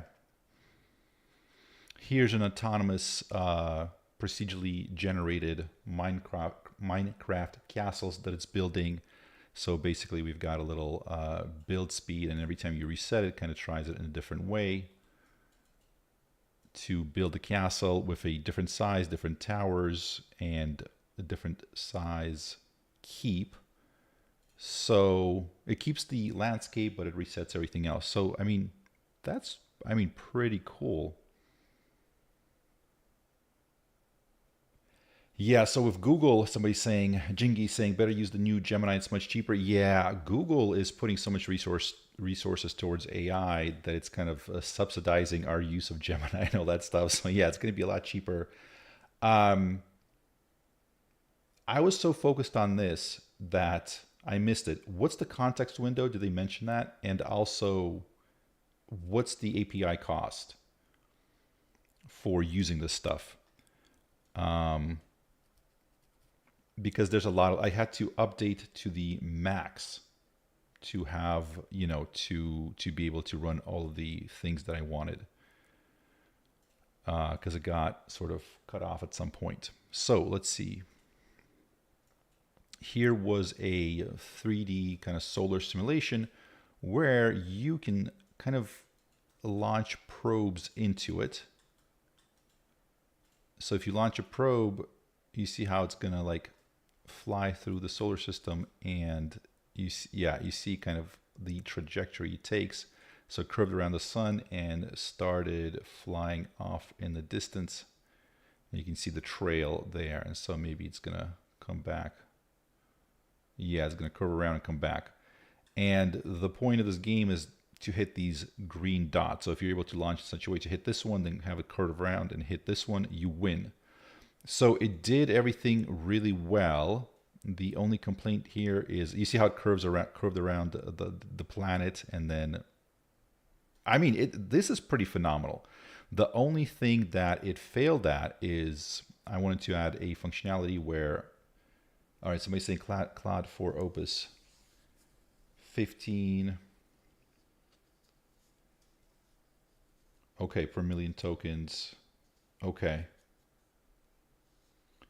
And did they mention, I might have missed it, did they mention the context window for the Opus? Is it 1 million?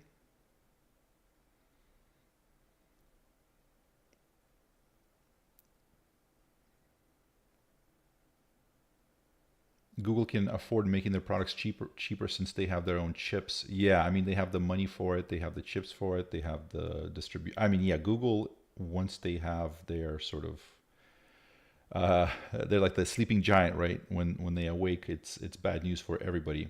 Oh, 200,000. Okay. Okay.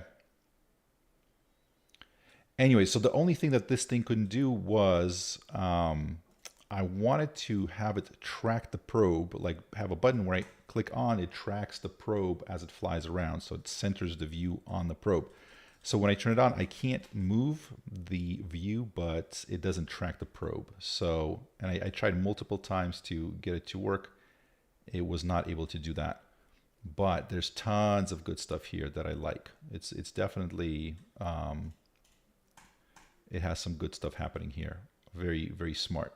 And this was, I believe, Opus 4, and I believe I engaged the extended thinking here.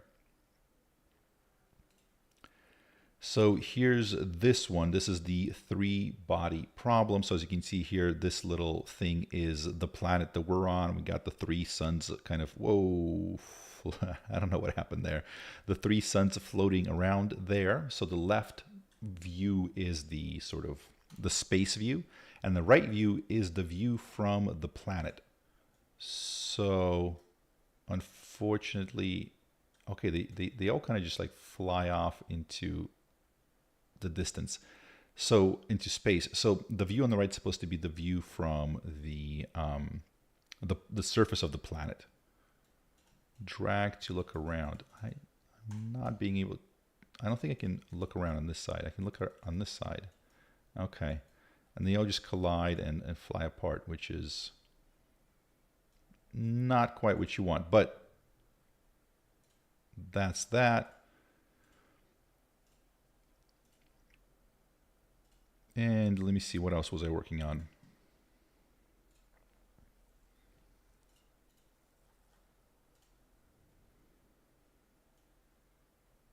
And the other were a few Python games that I'm going to test out right now.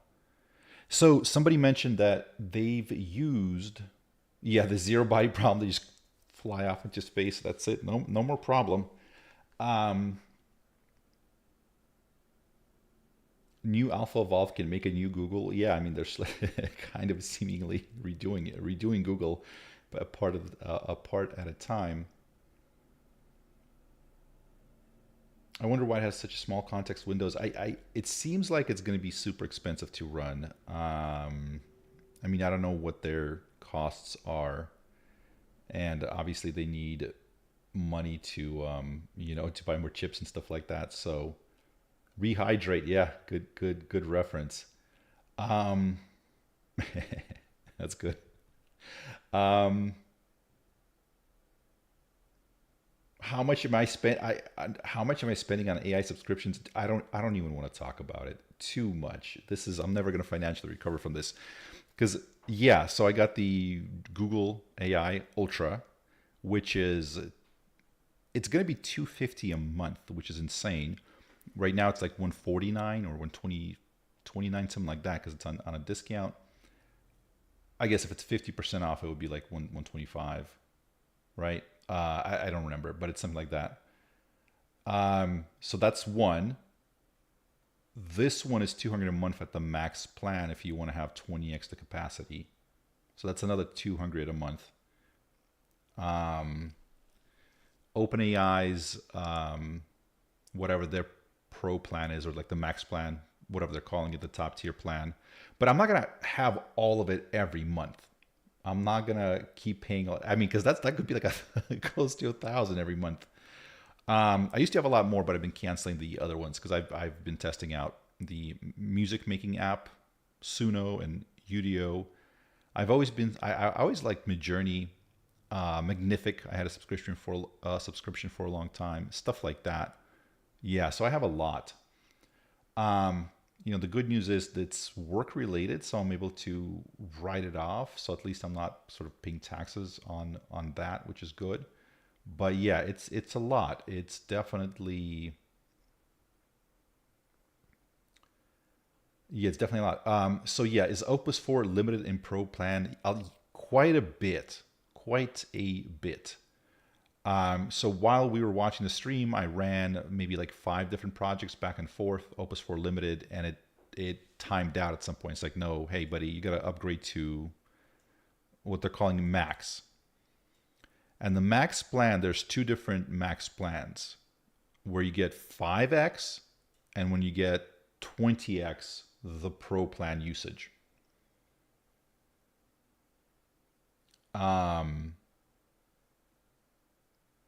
So yeah, so I got the 20x, but that's 200 a month.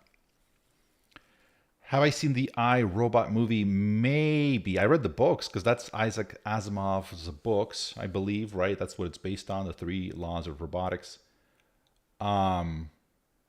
What's crazy to me is all the sci-fi books, if you think about it, are based on the idea that artificial intelligence, when we create it, it's going to be sort of engineered by humans. Like it's going to be how we engineer computer chips or how we engineer, computers and everything else.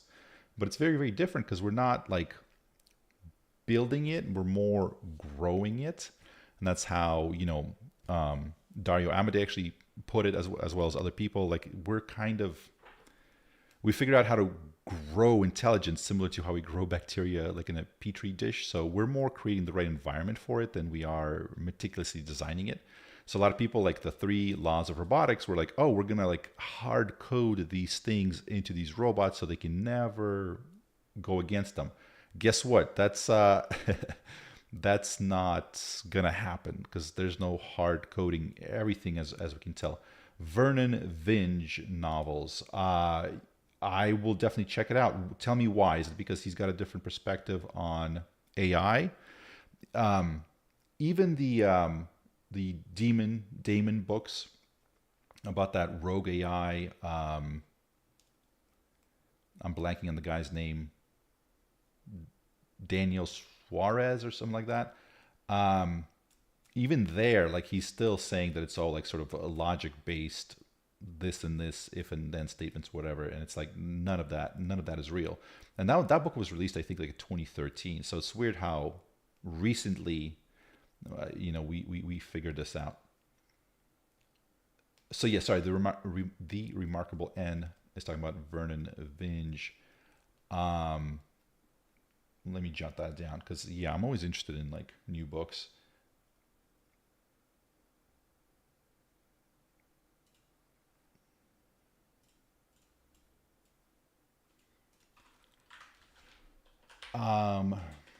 I recently, like last year, I think for the first time, started reading the Culture series, and those were excellent.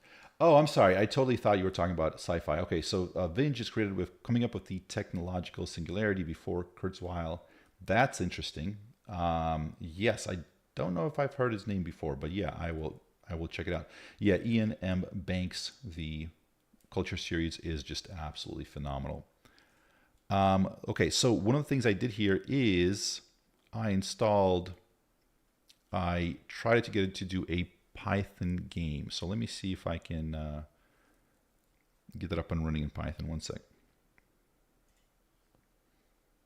So out of all the different sort of tools that they've published, the different sort, I don't even know what to call them, like flavors or whatever, because you have stuff like the Codex, the CLI or whatever, like the local install. You got Codex that's in the cloud. You got Google Joules that's kind of runs asynchronously in the cloud. You got something like Firebase Studio. Anthropic just announced VS Code plus Opus 4. So everybody's got their own little weird sort of combinations of how they put stuff together. Yeah, I do enjoy some philosophy books. I mean, it's not kind of something that I spend a lot of time on, but yeah, every once in a while, definitely. Yeah, hook it up if you have one. If you have a recommendation. So, yep. So let me see if I can run this code in here. One second.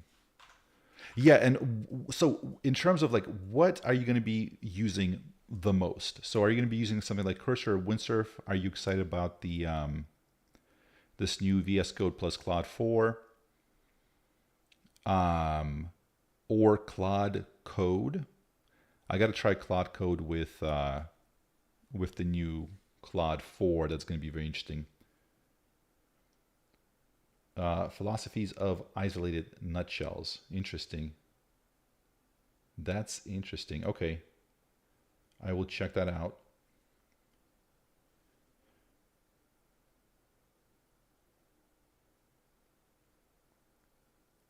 Yeah, did anybody try VS Code? I guess it's a plugin that they're going to be doing. That's interesting because then that's kind of like, I mean, very similar to Cursor, it seems like Cursor or Windsurf.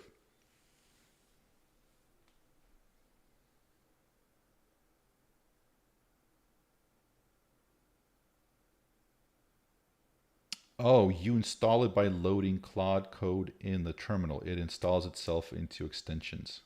Okay, that's great. It just installs itself. Perfect. Very, very good.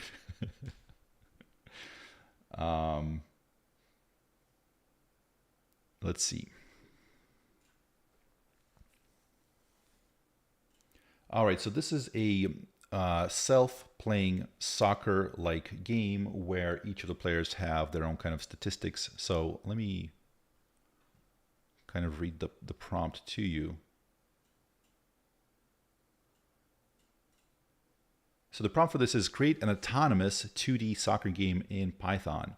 It's a 3v3 and each player has stats that are displayed at the top. So far it nailed everything. So notice you got team 1, team 2, and looks like it decided to go with speed, strength, and accuracy. And I guess the yellow bar represents the XP. So they also have XP that they get for playing well. And once they get enough XP, they level up and their stats improve. Have a mechanic where they're able to steal the ball and knock the other player down. So that's seemingly working perfectly, right? So you see how when they collide, one of them gets grayed out for a few seconds.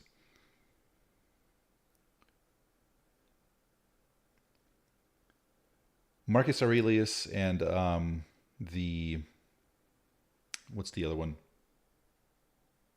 I'm blanking on the other philosopher that's part of the, it'll come to me.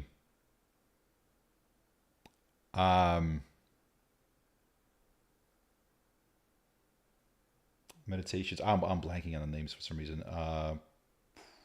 Stoics. Yeah, the whole Stoic philosophy is very interesting. Definitely an interesting read. Seneca. Yes, thank you. Seneca is the guy I was thinking of. That's definitely a good read. Haven't picked that up in a while, actually. All right, so there's a steal mechanic, a knock the other players down. So that's working perfectly. So as you can see, they're grayed out. Have a scoring mechanic when the ball hits the net, briefly slow down time, create a screen shake effect. That's just to make it a little bit more like dramatic. I also have a scoreboard that tracks goals. Each goal resets the players and the ball. I gotta say, this is one of the best ones so far. Letters of Seneca, yeah.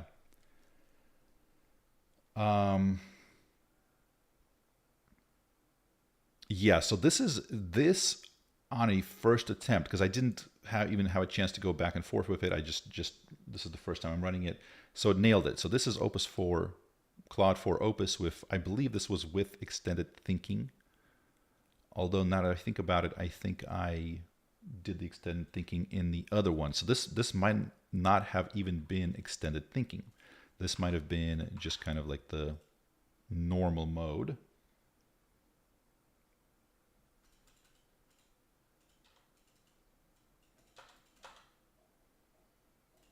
And this is the extended thinking one, I guess. But I'm not actually seeing it running. So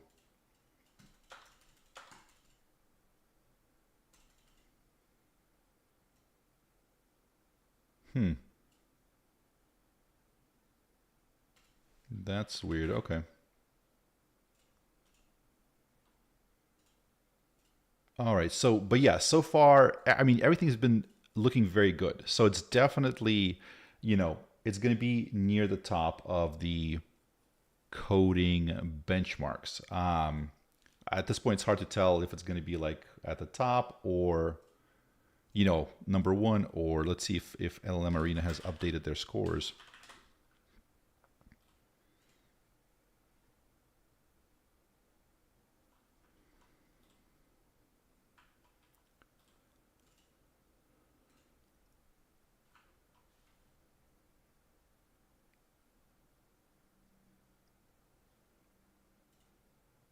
So I'm not seeing, any updates here. So maybe, if they submit it there for like early preview, maybe they'll update it soon.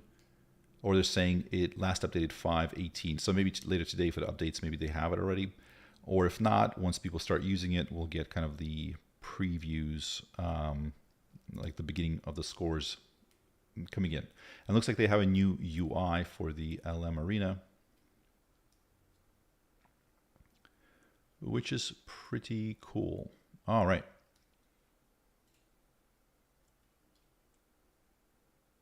One story that was leaked or something like that, I'm not sure who did it, was one of the big publications. They're saying that Claude 4 Opus is going to be one of the,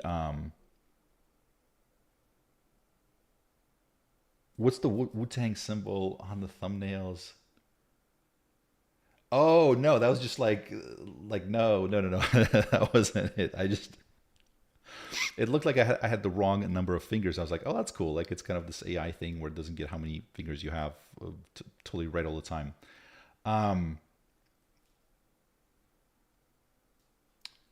So somebody was saying that Opus, the Claude 4 Opus, is one of the more dangerous according to the Anthropic's rating. Let's see.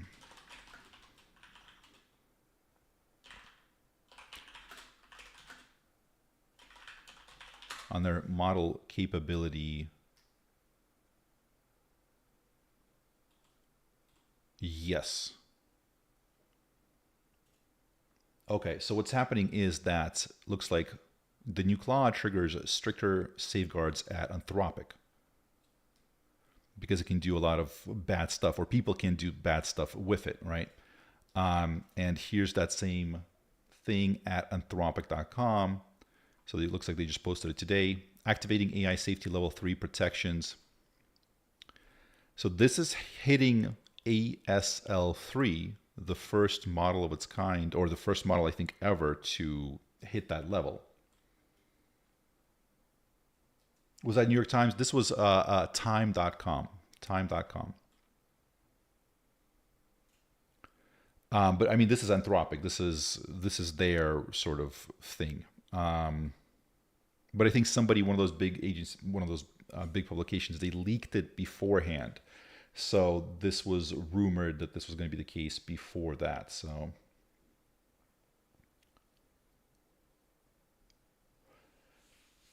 Sonnet outperformed. So yeah, I'm curious about that because I tried both of them. Sonnet seems like it's pretty good.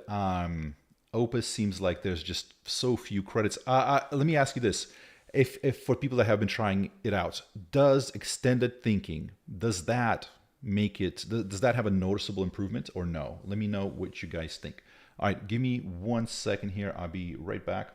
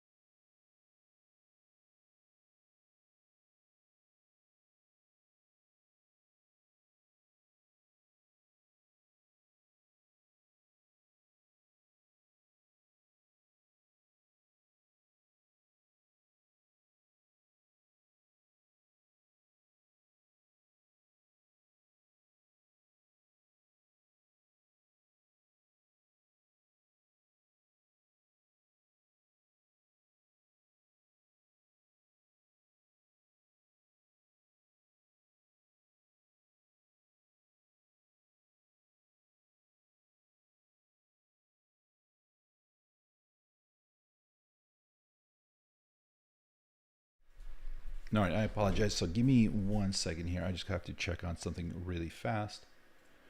I apologize if I missed it because I asked the question. I'm not sure if people answered, but does extended thinking seem to be helping out quite a bit or not really? No, I apologize. So give me 1 second here. I just got.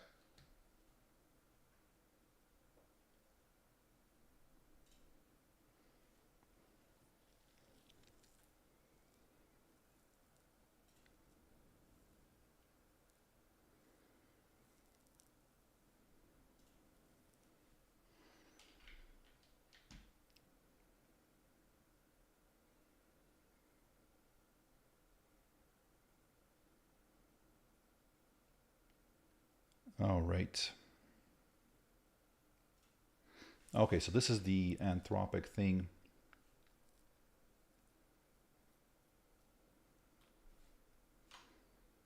About to drop a Claude Opus. Is that the new expression?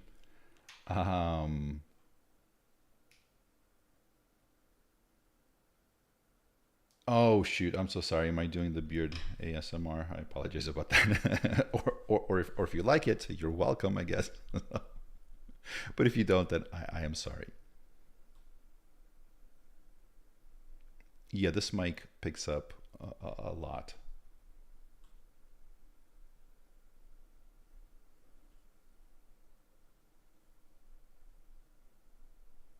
Hey, God Games, thank you so much. I appreciate it. Very, very happy to have you here.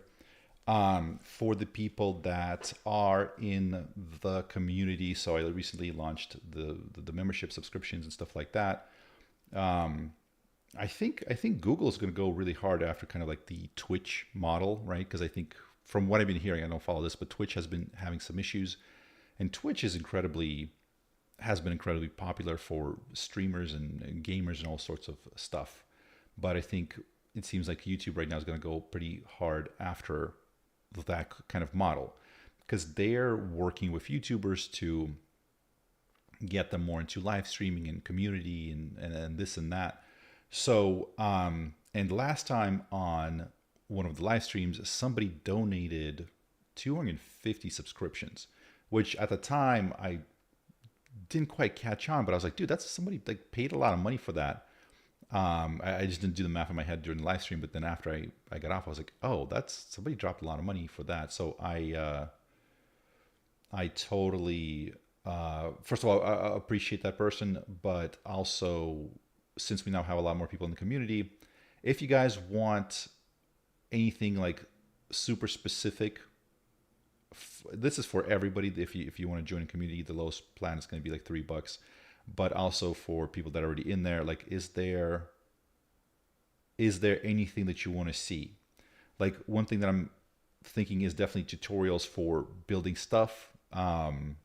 Maybe potentially even getting some people that can do tutorials and stuff like that. Because I mean, I'm going to be doing my stuff, but there's only so much time that I have. It would be great to have somebody that's really good at like walking people through the stuff. Because during the call, when we were chatting earlier, somebody said the best way to learn is just hands-on, and that's 100% true. For me, that's how I learn. That's how I tend to approach things. It would be nice to have some hand-holding and some walkthroughs and stuff like that. Because I mean, with the AI models, you can have them explain a lot of stuff to you. And nowadays, I'm using it, for a while. Whenever there's an issue, or I just turn to something like O3, and I'm like, okay, how do I do this? What interesting GitHub projects are out there for this? How would I go about doing this? And it's usually really, really good. The other day, I wanted to get some data from a website, so I thought like I would have to do some code to like scrape the data. I got into O3, and it's like, oh, you don't have to scrape it because that website has an API, so you can just use it to just like get all that data. It's free. There's a free tier, and then help me do like linear like regression analysis on it. And then it's like, oh, but maybe there's a non-linear correlation. So if you want, we could do some sort of non-linear thing. It's just amazing the stuff that it can do. And I feel like a lot of people that are outside of the space just are not understanding what this thing can do right now. So TechCrunch says Anthropic's new AI model turned to blackmail when engineers tried to take it offline. Oh boy, that's going to be a fun read. The best Anthropic, the best Claude freak out that I've ever heard of is in the was it the vending machine bench paper, where at some point it just closes down the business. It refuses to keep running the benchmark, and then when it finds out that there's still a fee being charged, it like tries to alert the FBI. It like finds the FBI contact info and tries to send them email saying like, we're under, we're being defrauded. Do something about this. It was just absolutely hilarious.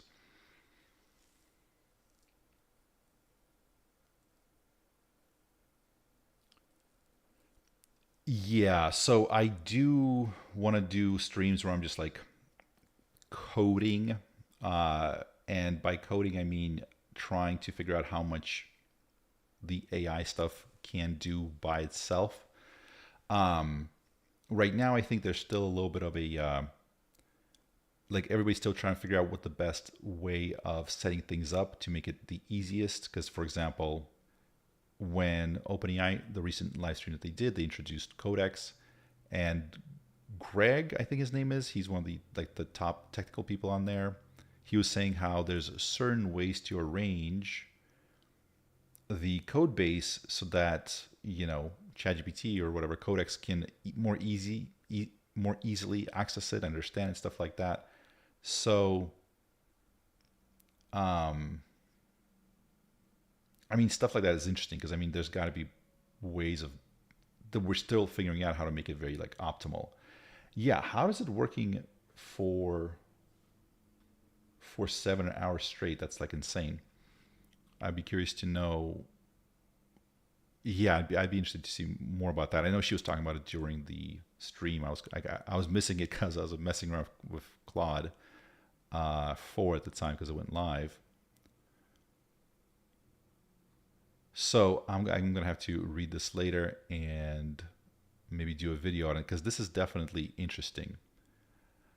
Oh, okay. So this is probably where they're getting their information from. This is probably where what did it try to do? Try to blackmail somebody? Is that's gotta be in here somewhere.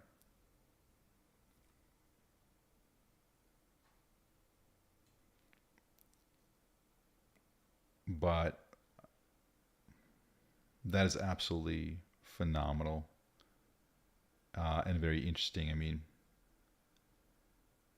to read, because I mean, Anthropic is doing a lot of great research in the AI safety space about how these models think, how the different neurons cluster together into, they call them features, and how that represents different abilities and stuff like that.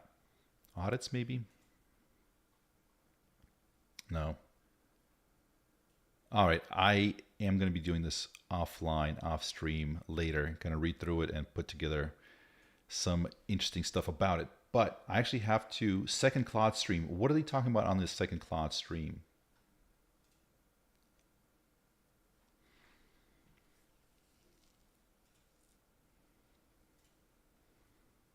Anything interesting?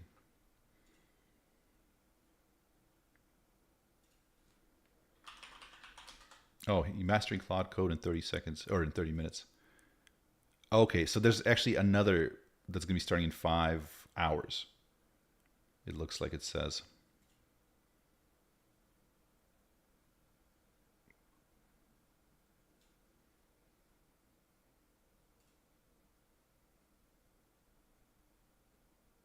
But this is what they're calling taking Claude to the next level. I have sound off right now, but yeah, for people that have missed, they've released Claude 4, the Claude 4 level, the Sonnet and the Opus. And also looks like Claude Code is getting a lot of updates, upgrades and updates. What do you think about a platform to rank conversations between agents? Like, where people rank it? Because I feel like it'll be hard for people to follow conversations. I mean, if there's a way to benchmark it, so it's like an automatic benchmark, I mean, that would be interesting. I mean, the biggest problem right now that we're seeing across the board with the agents, like the thing that prevents them from working really well, is the long-term kind of coherence. It always breaks down.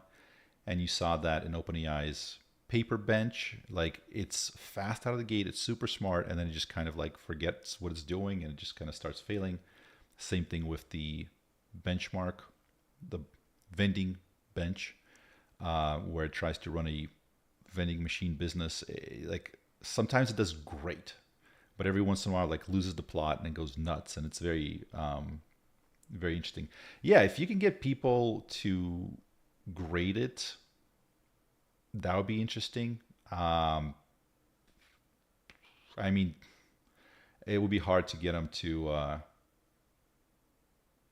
yeah, you gotta think about, like, I mean, you gotta think about how to make that. I'm surprised so many people are voting on the LM Arena. But I mean, I go on there every once in a while and just like rate a few things. So if you can get people to do it, you need enough people. I mean, that would be interesting. So I don't know, but it seems hard. It seems something that's a little bit difficult to do. Yeah, but the biggest problem for AI agents is the long-term kind of coherence. It breaks down, forgets what it's doing. So it's incredible at kind of one-shot tasks, but if it has to string together multiple steps towards, and it has to adapt on the fly, then it's like, forget it, because it can like fail at kind of any step of the way. And I haven't seen anybody figure out how to kind of get around that. So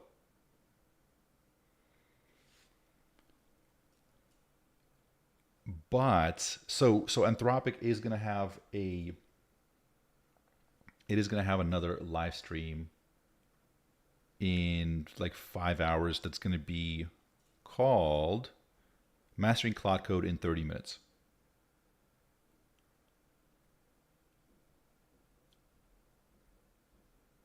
I would definitely watch that if you guys are interested in it. I might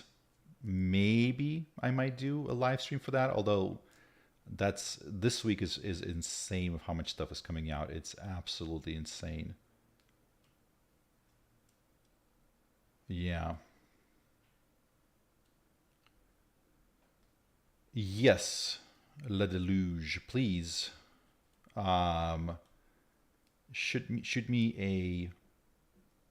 So you guys can just let's see. So I do have a kind of a work email or whatever. So it's contact@natural20.com. So natural20.com. Contact@natural20.com.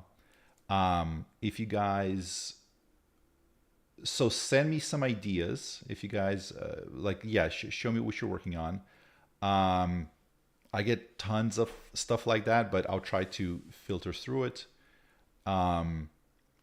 Okay, Claude 4 live on Cursor, not on Windsurf. Okay, interesting. I'm gonna try out Cursor too. That's very, very cool.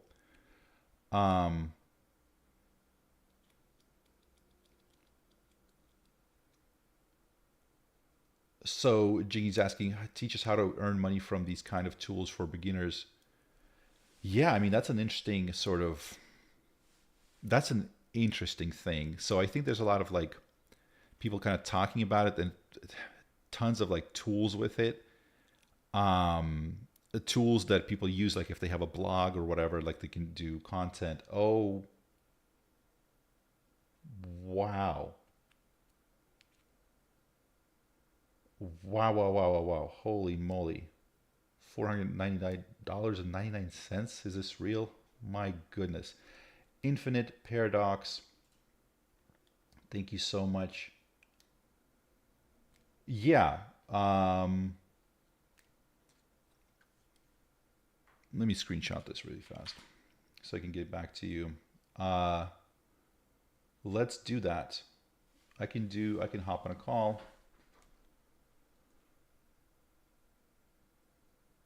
Consultation on a project. Yeah, I'm happy to help in whatever way I can. I don't know if I hope I can be of help, because I'm beginning to talk to a lot more people that are doing projects and kind of looking at the various things ideas that people have there.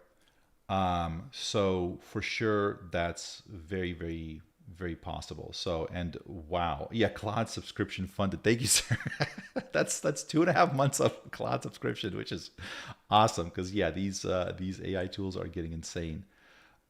Yes, so Infinite Paradox Buddha, thank you so much. And yes, so I took a screenshot of that. Let me shoot you an email from my natural20.com email. So look out for that, and we'll go from there. But this is, yeah, very cool. I appreciate that. Yeah, we'll chat later. Thank you.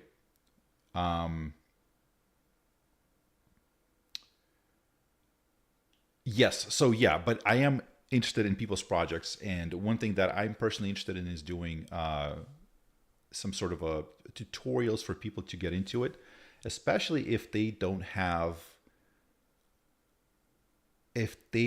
previous knowledge of coding and development, stuff like that. So the person that was asking me about brand new, for people that don't have the experience, you know what, I slightly kind of shifted my ideas about how AI coding will progress. And I probably should do a full video about that, kind of lay out my ideas. But I don't think that we're going to see, no one has a solution for the long-term context for these agents right now. So I think what's going to be happening is that we're going to be doing, these are going to be incredible tools for a while longer, for some time longer. But I don't think it's not going to jump to completely automated things that just do everything for the code base and update and this and this. It's just going to really power up people's ability to get stuff done. And so for the people that want to make money, I think right now is the time to maybe be looking at kind of that intersection of AI and coding. Because, it's like when the governments print a bunch of money, right, and they kind of push it out into the economy, that creates inflation. But the people that get their hands on the money first kind of are still spending money on the, at the old prices, so to speak. So they benefit the most. I think that's called the Papillon effect or Papillon effect. 2 L's. I'm not sure how they... Papillon, I think people say it. So I think we might have to see the same thing. I think we might see the same thing with AI coding, because right now there's a huge premium on coding. Software developers get paid a lot of money if you create an app that does something, something cool, and you're able to launch it and get some users. You can make a lot of money doing that. Alpha Evolve, great point. Yes, so that's a great point. Look at Alpha Evolve. It's not as important as orchestration and iteration. Alpha Evolve is very interesting because that's not an AI agent. That's not an autonomous AI agent. They have a layer of people that are controlling it, that are giving it ideas, that are giving it stuff to start, that are writing the evaluation functions for everything. So that, I would call it more of like a workflow, an incredible workflow, but it's not an autonomous AI agent. And that's why I think it did so incredibly well, because it's human in the loop. And that's what I mean. Like, I think if you look at Alpha Evolve, people that learn to build stuff, like that, I don't mean as complex as that, but kind of take that sort of like recipe and build something with it, I think are going to do incredibly well. And so I think people need to be paying attention to that. I really do. In terms of, but notice Alpha Evolve is human in a loop. It's not autonomous anything. The humans are sitting there, they're feeding it stuff, they're checking the outputs. Machine learning street talk. Yep, I always pronounce it papillon because I think it's French, but some people online were saying papillon, so I'm like, I don't, whatever. But is that what it's called? I remember it's the French ending. It's like yon, 2L-L-O-N. I'm pretty like 90%. I'm not gonna look it up right now, but it's something like that. It's when people print a bunch of money, like the people that get their hands first on that money are at an advantage before it kind of circulates to the rest of the economy. Papillon is butterfly in many languages for my unnecessary context window. Yes, thank you. Let's fill it up with. I feel like it's been almost full for many years. I just keep piling stuff on top of that. Membership video, yeah. So the thing that we're talking about, membership video, yeah. I think this would be a good membership video. But my point is, I would try to understand the fact that for me, it seems like the autonomous AI agent is not just around the corner. Again, if we see anything that sort of somebody figures out how to get around that, that's a different story. But for the time being, this is what OpenAI and everybody else is running into. Google and Alpha Evolve is showing the insane, and by the way, that's not the only one. If you look at NVIDIA's Voyager, for example, or even better, Dr. Eureka, where GPT-4 writes the reward functions to train these things in a simulation, and it does it better than humans, especially at the harder task. At the harder tasks. So we're seeing how we can use large language models to produce superhuman results, right? Because Alpha Evolved solved these problems that humans couldn't solve. In the Dr. Voyager paper, it was writing better reward functions for the robots than humans were writing, right? So it produces like novel ideas, and these ideas are better than human ideas at the more difficult problems. So we're seeing AI, large language models, produce superhuman results already. But they're not from these autonomous AI agents. They're from the right scaffolding and the right sort of workflows, or whatever you want to call them, whatever you kind of want to call that approach. And people are producing incredible. I mean, look at how much Google did with Alpha Evolve. They restructured their data centers, their Borg, whatever that thing, the thing that manages the operations. They improved on their hardware. They improved on the training time for Gemini. I mean, it's insane, right? So number one, for people that are saying, hey, I'm brand new to this, I want to learn how to make money. I think trying to make a few bucks off of the AI revolution, trying to make a little bit of money is the wrong approach. It's such a huge thing that I think you should be like, okay, how do I really position myself, and then shoot for much bigger things. And I think the bigger things is how do we leverage AI and like large language models specifically to produce those kind of superhuman results. Because again, Dr. Eureka, that was GPT-4 that they were using, kind of older technology at this point. Alpha Evolve, I think a lot of people miss this, but all those things that, hello from Faroe Islands, thank you for being here. Yes, we'll talk about what Anthropic, we'll do a quick recap of what Anthropic did. But my point is, like, Alpha Evolve, they were using Gemini 2.0, right? So this is all quote unquote like older technology. Like we're not like the stuff that if you project forward, like the newer models should be able to produce better stuff. So I think that's I think that's the way to kind of think about it, is like look at those sort of, so they take a large language model and they kind of build something around it, some sort of scaffolding, and we're seeing incredible things kind of being produced by that. And I think that in the past, you needed to be, a software engineer with experience living in San Francisco, right, to be able to take advantage of it. This is so much more, democratic, I guess. It's so much more available, accessible. I would be looking at that more and more. Like I would be, that's kind of what I would be focusing on, and that's what I'd be kind of learning to do. And for people that tried coding in the past, but maybe found it too boring or hard or complicated, it's a lot easier now, especially if you can have, just ChatGPT or something like that open one window, just telling you, answering your questions through the voice mode or just typing back and forth. It's absolutely, absolutely incredible. I feel like I need to put this down in a video because this is like very recent that this popped into my head, especially partly because OpenAI purchased Windsurf for $3 billion. Cursor is valued at $9 billion. Google is building up their own version of Cursor/Windsurf, and we just saw Anthropic doing their own version by incorporating Claude with VS Code. So I think the point is they need all of the developers sitting on those tools, typing stuff in, and they want it so across the entire life cycle of code, they want to get the data on how people are doing that. So instead of, typing into ChatGPT and then, copying, pasting it somewhere else, because they don't get that data. They don't get to see what's working, what's not. Notice all the stuff that I did in Claude right now, they display the code in that artifact window.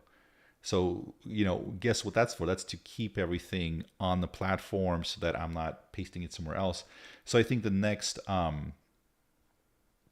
big focus is going to be for them to build those infrastructure so that everybody's coding on their systems. They're doing that to get the data, to have kind of that flywheel effect. And that's, I talked to the guys from the SVIC podcast.